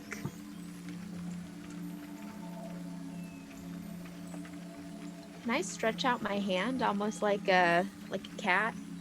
You know? Yeah. See if it'll come? Roll an animal handling for me. For reference, this is what these things look like. Oh No! I'd like to use one of my advantages, please. You're like, I want one! Oh, gosh. Okay, let me roll another one. Again? Hold on. Roll again? Oh, no. Not very good. On a 12, you see, not the one that came to Windle, a different one. It sort of glides out of the tree. It seems to be a bit more confident than the one by Windle, and it sits on the back of the raptor behind you, almost curiously, sort of leaning down awkwardly on all fours as it sort of like scurries around the side. You see the raptor starting to look a bit awkward, but seems to, as soon as it sees what it is, it seems to just ignore it. I'm gonna point to it like I'm showing Basalt, like. It's very cute.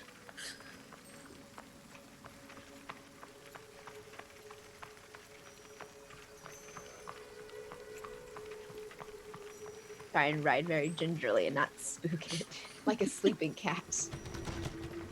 So we have about, 2 of them now near us? You can see some of them in the trees, but there is one by Windle and there is one on the back of Cinnamon's raptor. It seems to be very intrigued by the raptor. And Cinnamon, am I right in thinking you're still wearing glamour weave? Ooh. Yes. Could you roll me another animal handling for a moment, please? Sorry, were you talking to Cinnamon? Yes, please. Okay.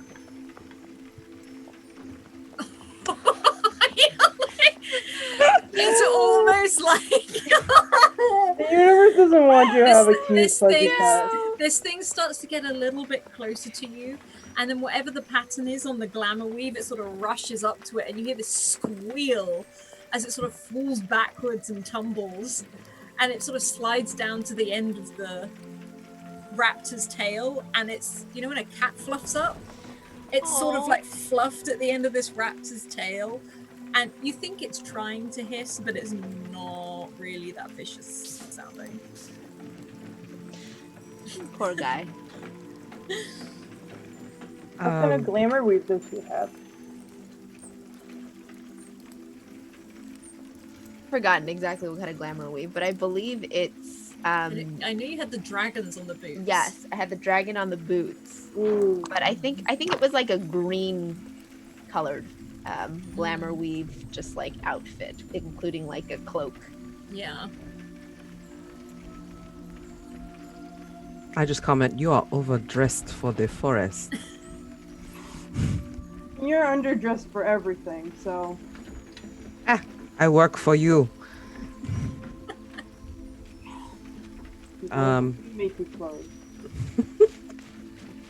I kind of not reach out my arm. I mean, but kind of like, just kind of, like as if I'd want the creature to perch either near me or on my arm close by. Roll an animal handling to see if it feels comfortable enough.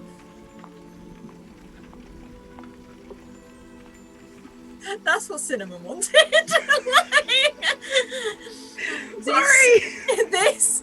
This creature sort of very gingerly starts to come closer, sort of sniffs you up and down at first, before jumping on your forearm and sort of scurrying up past the elbow to your upper arm, onto your shoulder on a nat 20, and starts to sniff, pull at your hair, and it's like touching your face, to see almost like what you are, because you almost feel like maybe you're as rare to them as they are to you. That I believe, yeah.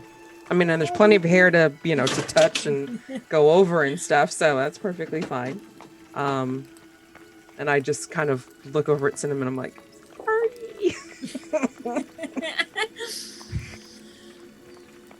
And I will say, especially Basalt, from where you're positioned, you can see you're almost closer up by Tommen. You can see more and more of these things starting to emerge from the trees as they're almost interested now in what their companions are feeling. They're trusting enough to go and investigate, sort of, as they watch you. And I don't know if Basalt would have ever seen one of these, depending. You would definitely know and heard of them, for sure. These Shadow Marches type creatures at all? I think they could be. Okay. Do we know the names of these things, or is it just like... They don't seem to have a full name because they're so rare. I think it's more like it's more that they have a variety of names. Everyone who's seen them calls them something different.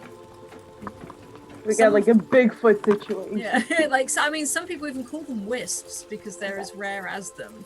They've been mistaken for wisps. I look at the one that's on my shoulder and I go, how about the name Squinchy? And it gives you a bit of a look, almost like it's confused, it's trying to work out what you're saying, but it slowly sort of curls up on your shoulder. Oh. If I can, I will pat its head, Oh, nat 20, yeah. Yeah, you can pat its head and it's fine. You're gonna have to feed it. Figure it out as we go along. And Cinnamon, if you do really want one, just roll an animal handling, because there is one fluffed up the end, and I can feel the devastation in Cinnamon right now.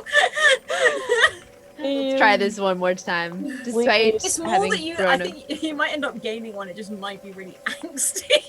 Oh, there it is. Very good. A 16. How do you coax it towards you? Is it sort of fluffed up at the end of this raptor's tail? I think I probably have some leftover bread from yesterday, and I just hold it out to it over the back of the raptor's tail. As you do, you sort of see it like ruffle its fur down, and it almost goes a slightly darker orange and yellow as it does. Its big ears sort of perk up as soon as you sort of offer this bread, and it's that sort of intermediate sort of scurrying, and it very at a distance it sort of sits itself, and this little sort of paw comes out, snatches the bread away, and starts to eat it. It doesn't get any closer, but you watch it as it starts to eat this bread, almost checking it. It sniffs it at first to see if it's all right, then eats it. And as you're riding, you watch it slowly edge closer and closer. It seems a bit wary. You do feel a small head and paw go into your pocket where there is more bread left over. It's sort of like trying to get itself in there. It's got a very almost like fox-like tail. I'm gonna name him Crumbles. Aww. And this creature sort of falls into your pocket. You see the little back legs sort of go in the air for a moment before it tumbles all the way in. These are quite deep pockets, but it sort of huddles in there, and if you look down, you can see those little black eyes sort of blink up at you.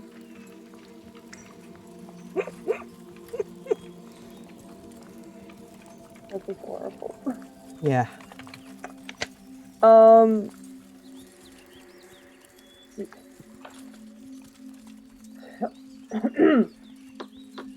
just like move over next to Bess and be like, so how did you end up with this babysitting job?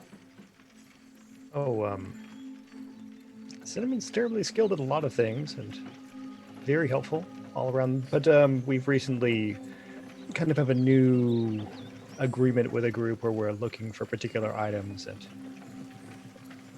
I'm not going to leave her by herself to deal with all this in the cult park. Yeah, I'm just asking. I'm worried about the kid. Seems like she might get herself into trouble, but I don't That's know. probably It's kind of true. weird, like a grown-ass man traveling around with a little girl. Like, I'm just checking it out, you know? I mean, I agree. She probably should have better companionship than me. I'm not really fit for much. But when it comes right down to it, I I'm mean, sure you're wonderful at a lot of things. I do magic fine when I need to, but no, it's one of those things. You know, if you ever grew up, if you were from the Shadow Marches, for example, like I am, then when you're 16, they just kind of like toss you out the door, and they're like, okay, well, if you live and you come back, we'll see you soon. And if you're from a dragon marked house and you're dragon marked, then they give you far fewer supplies and they expect you to go quite a bit farther. I think I was given a spoon and a blanket. But long story short, when you're 16, you kind of get out there and you do your thing, right? So it's good for Cinnamon, and for me, gives me some direction. That way I don't stay up all night drinking beer. That's probably helpful, yeah. It's just, it's nice to have somebody, like, looking out for you. That's for sure. That's why I stay around Cinnamon, because it's nice having someone looking out for you, you know?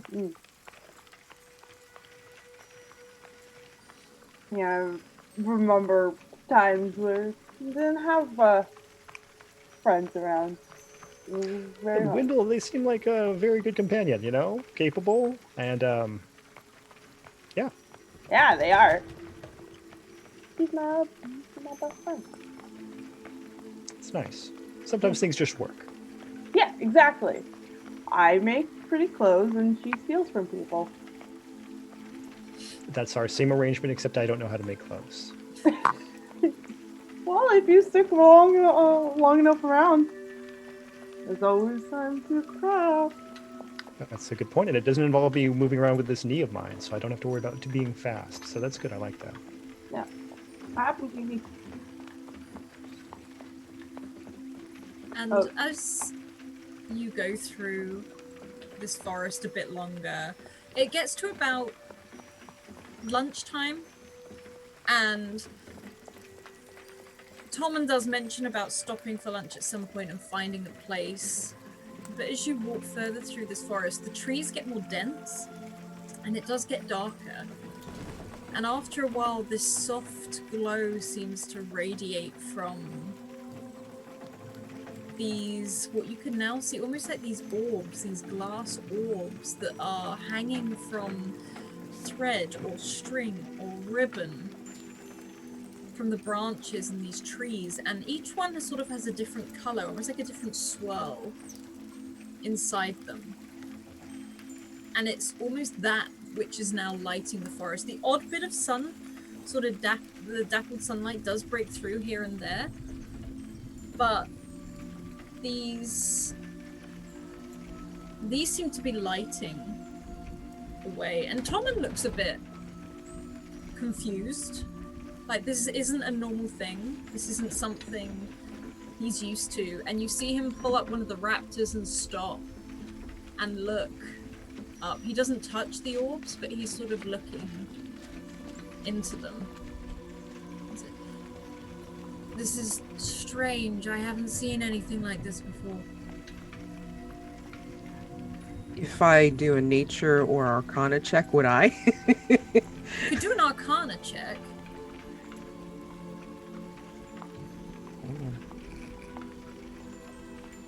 On a 19,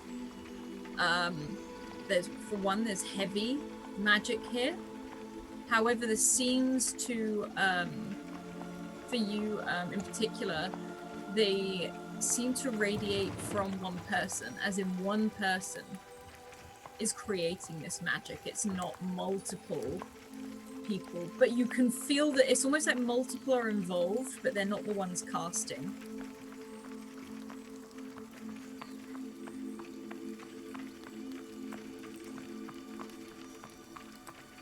And Tommen does look towards you. He's like, Meg, do you know what this is? I almost want to say it's a forest goddess. This is very powerful. And it's weird, like, and he sort of looks to you, he's like, if you get up close, you can see things in it. People, scenes, events. I don't know, it's strange as he sort of looks, and you can see him sort of guiding the raptor to more, sort of like just looking. He doesn't reach out and touch, but then you know that Tommen is actually very cautious. And for all of his flamboyancy and sort of like joking, he's actually an incredibly cautious person, particularly around magic.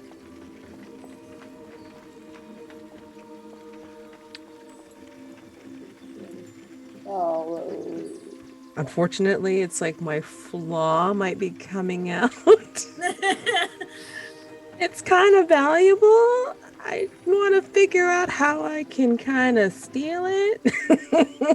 Steal one. Are you trying to do it stealthily, or are you trying to just like grab it?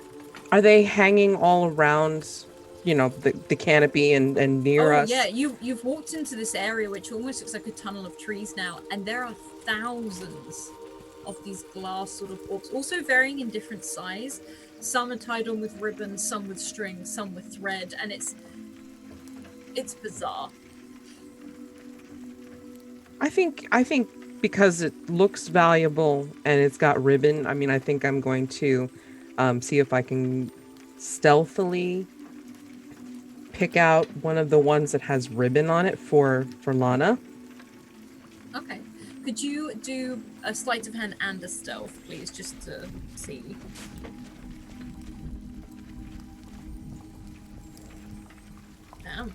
Okay. I will say that you get it down easily. It's quite high up, especially because you're in the cart, but there's definitely provisions in the cart that you can climb on top of and reach.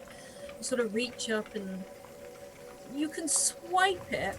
It's not super stealthy. If anything, I'll say Lana might be able to see you do it from where Lana is.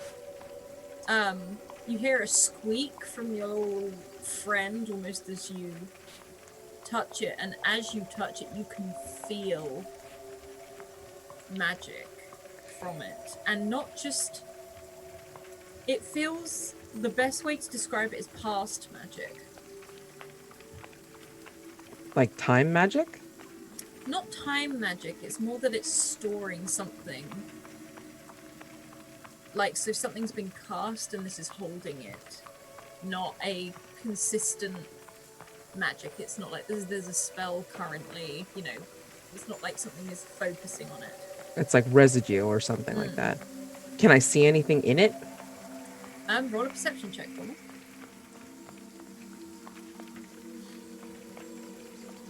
This is not typical, just so you gonna guys say know. these This is rolls are absolutely not typical. My physical dice hate me. You look into this glass orb, and as you do, you see what looks like a human and a halfling. They seem to be walking down a track. They're laughing together, and it's... These strange things start to happen. The trees are changing colour. There being lots of these bright and ridiculous colours, and then the human seems to be able to move with a, you know, a speed and pace that isn't worldly to this. The halfling starts to grow, and all of these different scenes start to flash in front of your face. And then there's two new people here, sat in a tavern, and a bar fight begins. And you even see a glass thrown toward your vision at the orb, and it looks like it shatters it for a moment and falls away. This purple liquid runs down the inside. And I'll say on the Arcana check you got, this is someone's dream. You feel like you're seeing little pockets of someone's dream.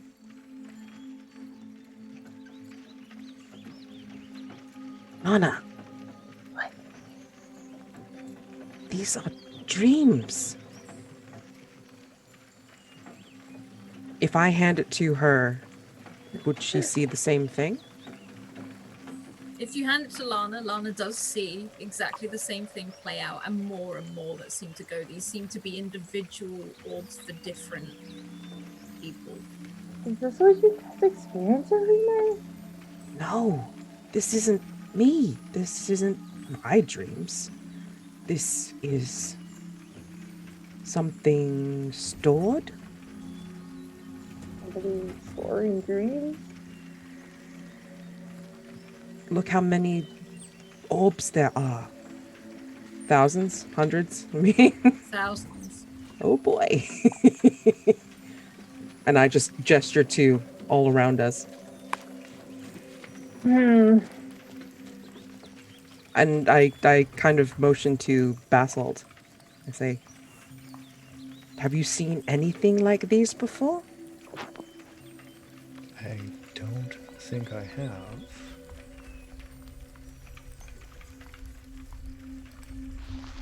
I don't know whether he wants to try and pick one.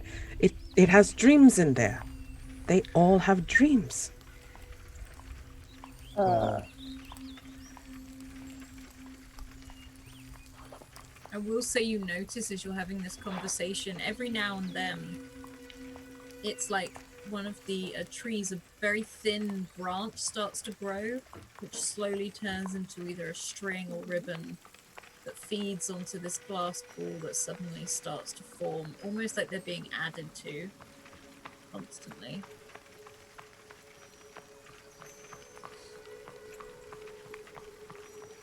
And we're still headed to this town? Mm-hmm. You can see Tommen is sort of trying to keep moving, but he looks anxious, he looks nervous, he's like, as soon as we're out of this, we need to stop soon. We need to give the raptors a rest. But not here. Yeah. Things that give other people dreams. Things like that. But where are they coming from? I don't know, probably people sleeping. I've never seen anything like this before. No. To be fair, I've also haven't seen dreams before, so this is entirely new.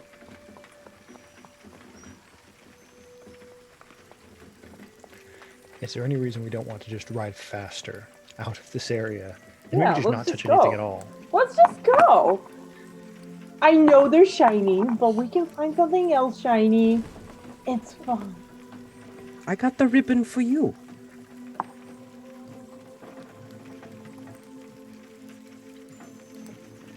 I appreciate it, but also this is terrifying, and I really want to leave. I agree. This is unsettling. Can we ride faster? Please. Let's try that. At that, Monty? Tommen nods. Yeah, Monty, you sort of like pat the fan, and he sort of like flicks it up and down. And that's all he needs to take off. Tommen, in fact, you passed Tommen, and Tommen's like, what? And they sort of like hurriedly heads off to try and catch up.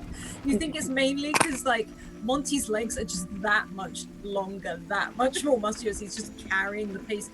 Because he looks pretty casual. Like he's not like straining. It's not like a racing speed. It makes you almost wonder what speed Monty could get to. And you all start moving quicker. And it takes about 10 to 15 minutes of sprinting before you leave this almost like forest tunnel of these glass things. And as you go, there's almost a breeze that knocks some of them together as they sort of clatter like glass. None of them break. But like wind chimes, they move. And you emerge out the other side. And the other side, you can see there is a clearing off to the right. And there is a small pool surrounded by some rocks and trees that are sort of like growing both from and around the rocks. You can see the roots are sort of holding themselves in place. The tree is creating quite a bit of shade. And Tommen looks to all of you. He's like, we can give the raptors a drink here and stay away from whatever that is, as he looks back. If I look back too, I mean, what do we see? You see almost like this tunnel of glass. All of these orbs, as they sort of jangle together in the breeze. All of that colour sort of swimming in them. And a lot of those creatures seem to be hopping on and off of the walls.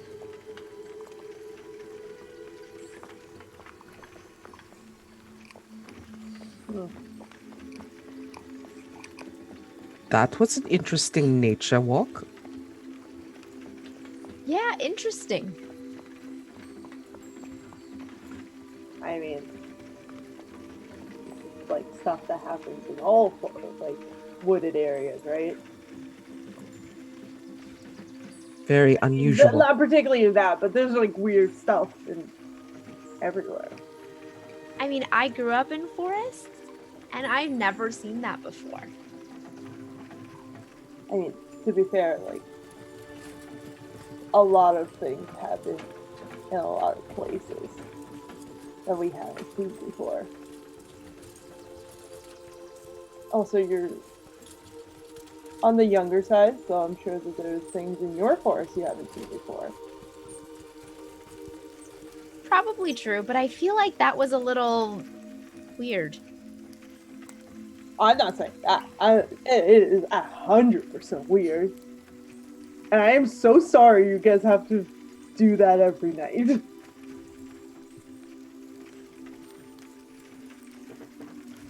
Didn't hurt anyone, so there's that.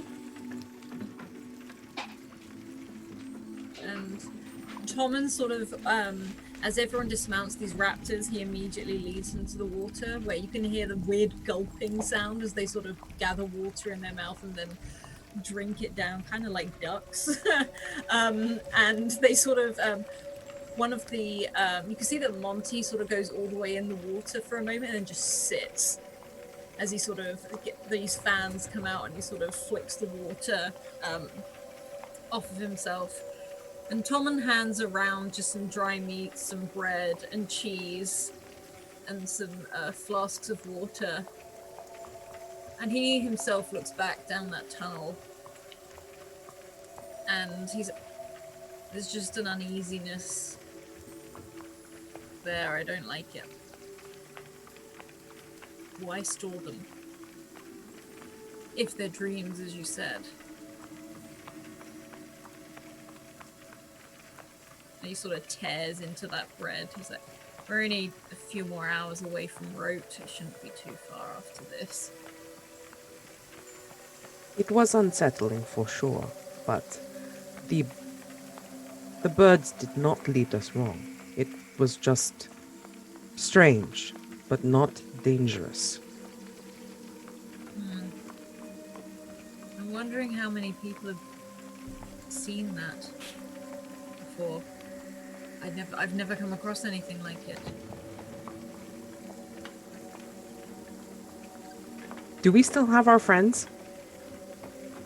Does she herself crumble? No, they're still there. Yeah, they're Okay. still there. They've sort of perched behind you, and if anything, I will say those of Cinnamon and Windle, you do notice them run to your shoulders and perk up and look behind you from the orbs that basically tunnel from where you came. I give Crumble some of my crumbs from the bread. He sort of gets very content, and you just feel this flop as it sort of lays down and starts munching away. I check my belt and see if I have any like berries or anything like that, fruit left, and then I, hand it over to Squinchy. Absolutely. And Tormund sits there and eats as well. And there is a weird calm about this place. It is thriving with life, but you don't see footprints. You don't see like the birds have led you down a path where it doesn't feel like an often walked trail. There's no sort of where the grass is parted and you've been able to walk through or anything like that. But it doesn't feel like a bad thing. Normally you're always told to stick to a path in a forest, but here it's almost comforting.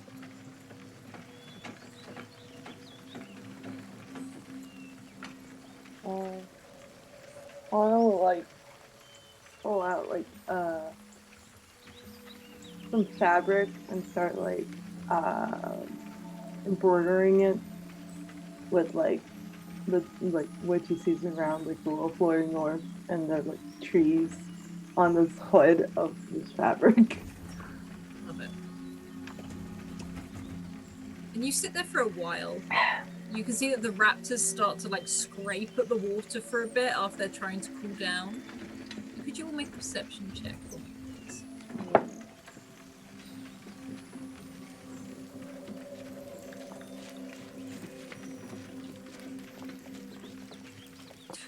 Oh. Oops. Sorry. That's a shame, because that would have been really good with the perception. Yeah.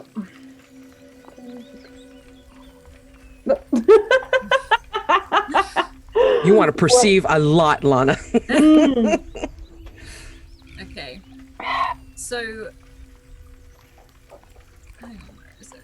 Was yours a 20? Sorry. Yes. Meg. Yeah, it was. I didn't know if that was the last one.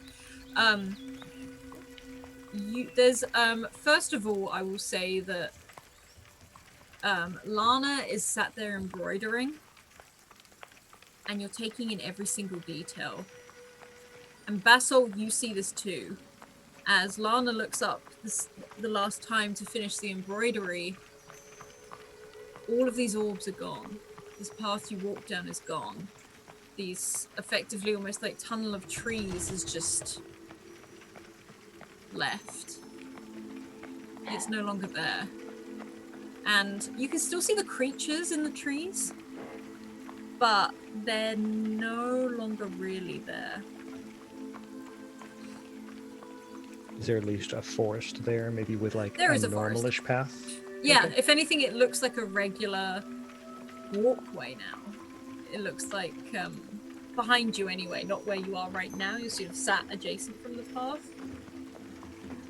I will grab like whoever's closest to me, just make sure they're there. And I take your hand reflexively and what? I'm just making sure you don't disappear. And if you get lost in the jungles of Zendrix without a drow, you're just gone. Gone. We are not in the jungles. We are. I know. It's just. We're fine. We're fine. And I pat your hand. You know, it's fine. I don't want to lose you, okay? And Cinnamon, you seem to be too distracted by Crumbles at first. But Crumbles, you notice the nose is in the air and sort of twitching. But Windle, as sort of Lana grabs your arm, you look over to that pool, and within the pool seems to be a figure floating. Underneath it seems to be the water itself, like the water is producing this very bluish face. It's almost you have to glance for a moment as if the face is actually there. But you can see the long flowing hair, the long gowns, as it sort of moves across the water in a very serene manner as it goes round.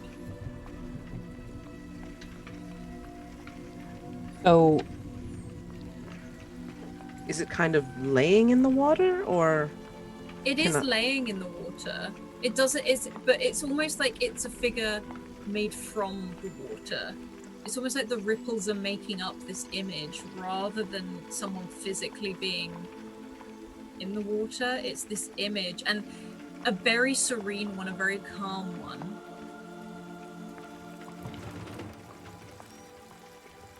And this is a pool that's right next to us that we're by. You're literally like you're watching these raptors either sit in or splash about and drink from it.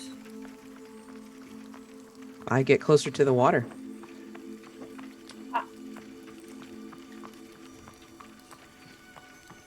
Lana, you have held on to Windle. Are you going with, or?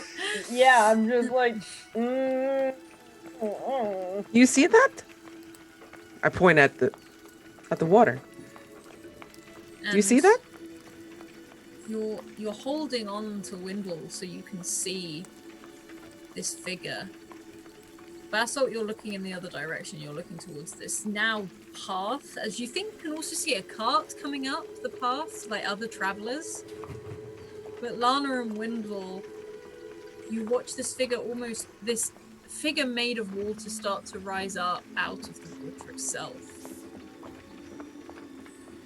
And it smiles. And it's a kind smile.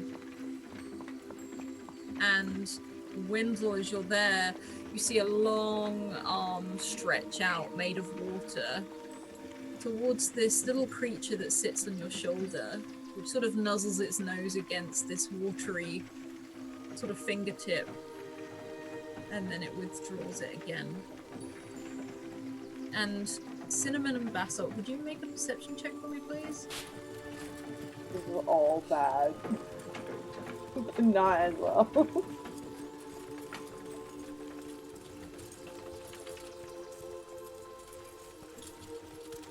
There's a moment where Basalt, you sort of turn round to let the others know that you can see another cart coming maybe, or that you're trying to see where you are.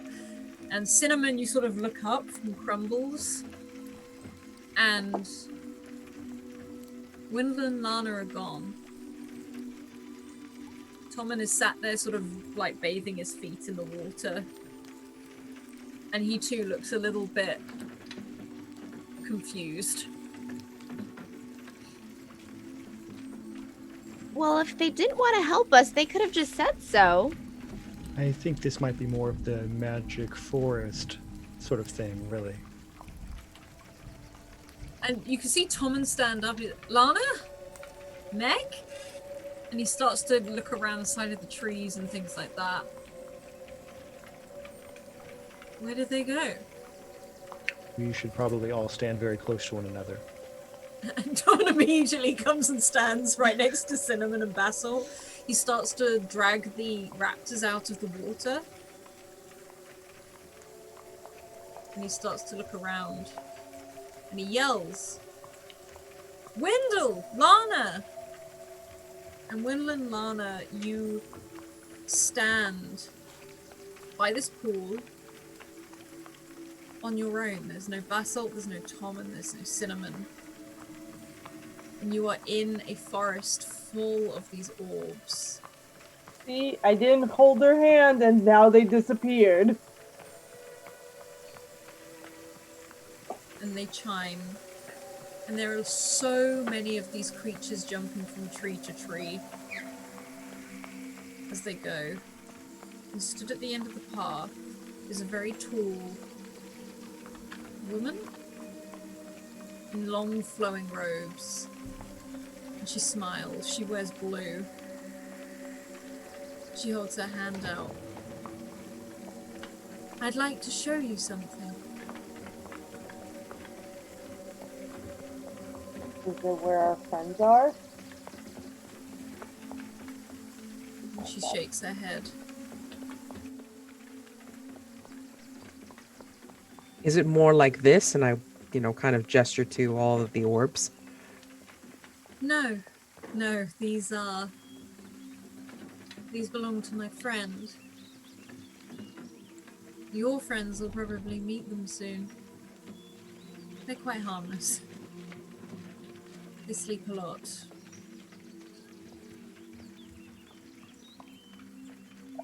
Why are there dreams here? They're a collector of sorts.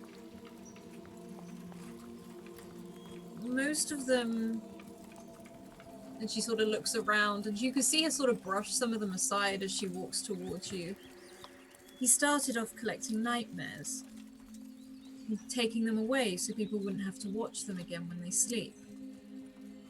And then he found ones that he found funny and amusing, and started collecting those as well.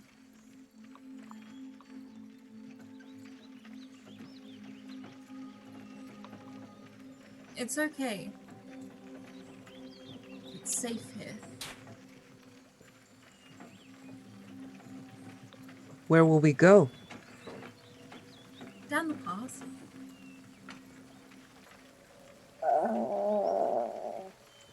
You still have my hand, right?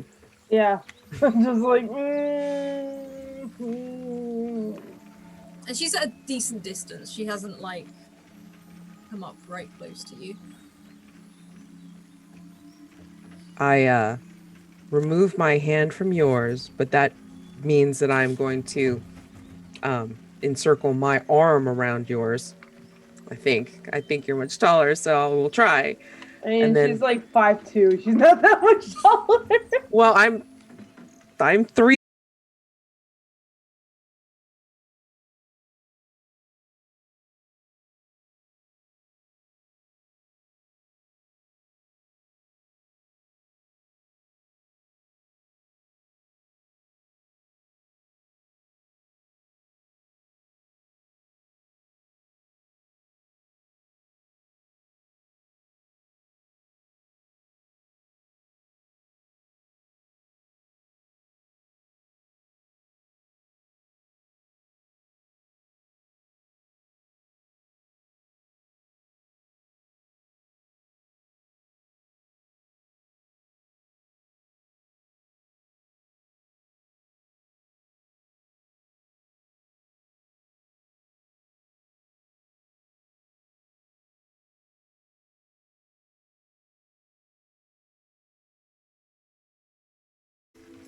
Oh, hi.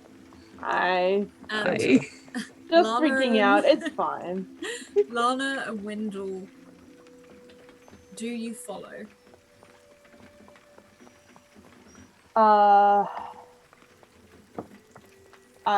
Yeah. Sure. Yeah, I pat your hand again. I go, we're together. Right. Okay. You follow. This woman doesn't not wait for you to walk with you, but she does turn her back and start to lead you down this path, and the sky here shimmers, almost blue and green, and ripples in places. As you watch these creatures dive in and out of these ripples, disappearing. And you follow her. But still, with Cinnamon and Basalt, Tommen yells for his friends. And it's a long time before he even attempts to move on to try and find them.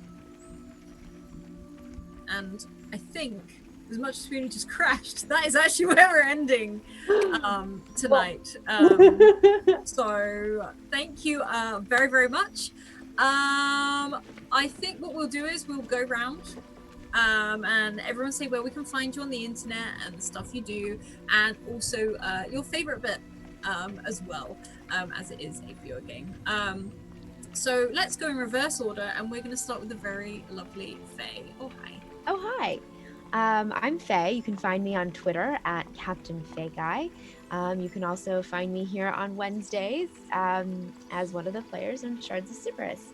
My favorite part today, I think, was probably just Wendell making this giant creature fall down and laugh because that is just hilarious. So yes, thank you, Wendell and Lana, both for being very lovely players. Awesome, thank you. And speaking of that, we're going to hop down to our Wendell now. Oh, hi. Hi. And thank you guys very much for having me here. This has been really fun. And so I'm Madeline Colley, and you can find me at Madeline Colley on Twitter. And yeah, I mean, I just love playing role-playing games, and so I do a variety of them, and so hopefully I'll continue on and try more. So I guess my favorite part was just, you know, seeing this forest. I mean, Alice, you really brought that place alive, and it was just like I could picture in my head, and then, just very serene and calm, and just, really appealing to the forest, to the forest gnome in me. Yeah. So I'm glad, because most people don't trust me when I do something nice. It's fine. Well, I mean, it was my first time, so I mean, just like, Cinnamon Spear, it's just like, okay, I'm all for it. I mean, Faye and Hans have experienced the other side, so yeah, definitely don't trust Alice. Yeah. Otherwise, thank you so much. So we're gonna hop over to our Lana. Oh, hi. Hi, everybody. You can find me at iGolder on my Twitter and almost everywhere else. I do art and such like that. I actually have a Warlock patron that I made with my friend. It's on the DM's Guild. It is called Connection to All. It is super lovely. It's for the kids that want to play a Warlock but don't want to play an edgy Warlock and want to be powered by the power of friendship. So you can check that out on my Twitter. It's super fun. And my favorite bit was probably like watching Cinnamon getting wasted by like 2 sips of beer. Absolutely wonderful. Awesome, thank you. And last but certainly not least, Hans. Hey, I'm Hans. I am here, so I'll be here next week. I do The Witcher on Salty Sweet Games on Sundays. I got to think of all of this stuff. I don't think I'm doing any game design this weekend in terms of streaming. But my favorite part was our very front-loaded combat, meaning like we just started out right out of the gate with the combat, and it was really fun seeing how everybody took that because it was very dynamic. We had a lot of good, powerful moves.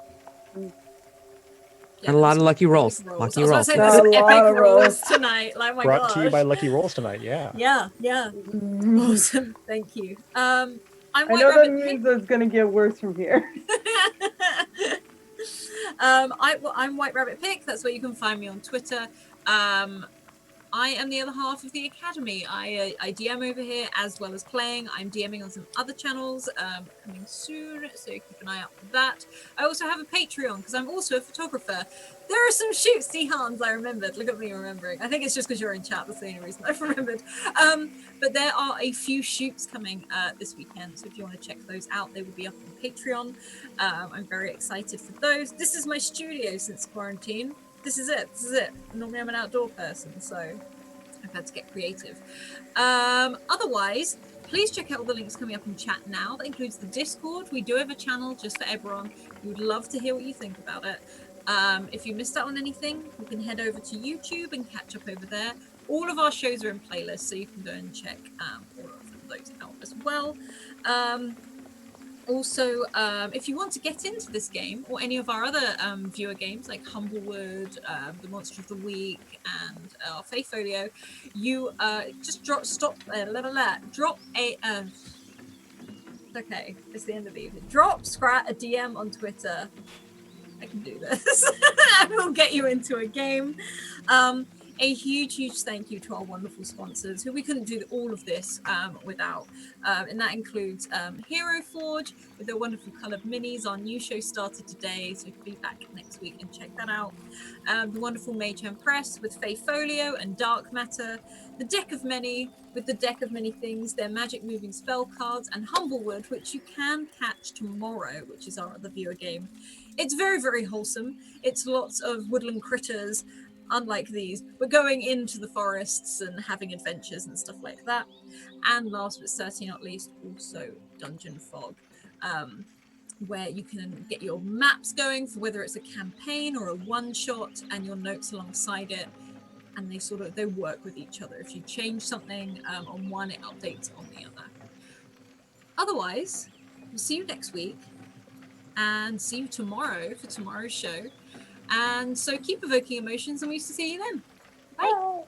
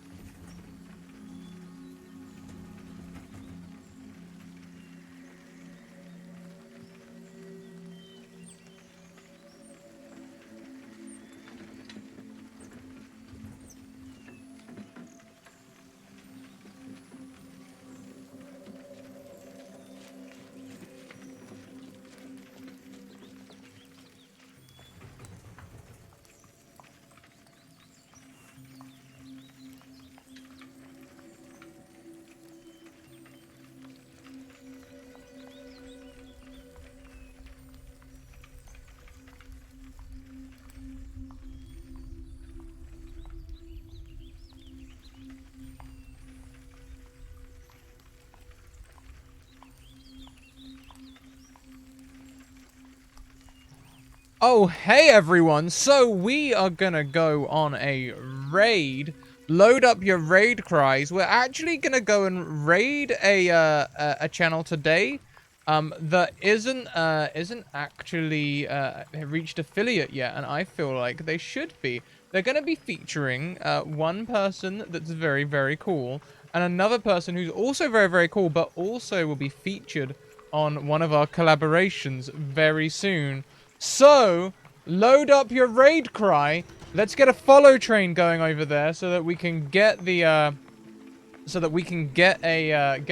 get them reaching affiliate nice and quickly.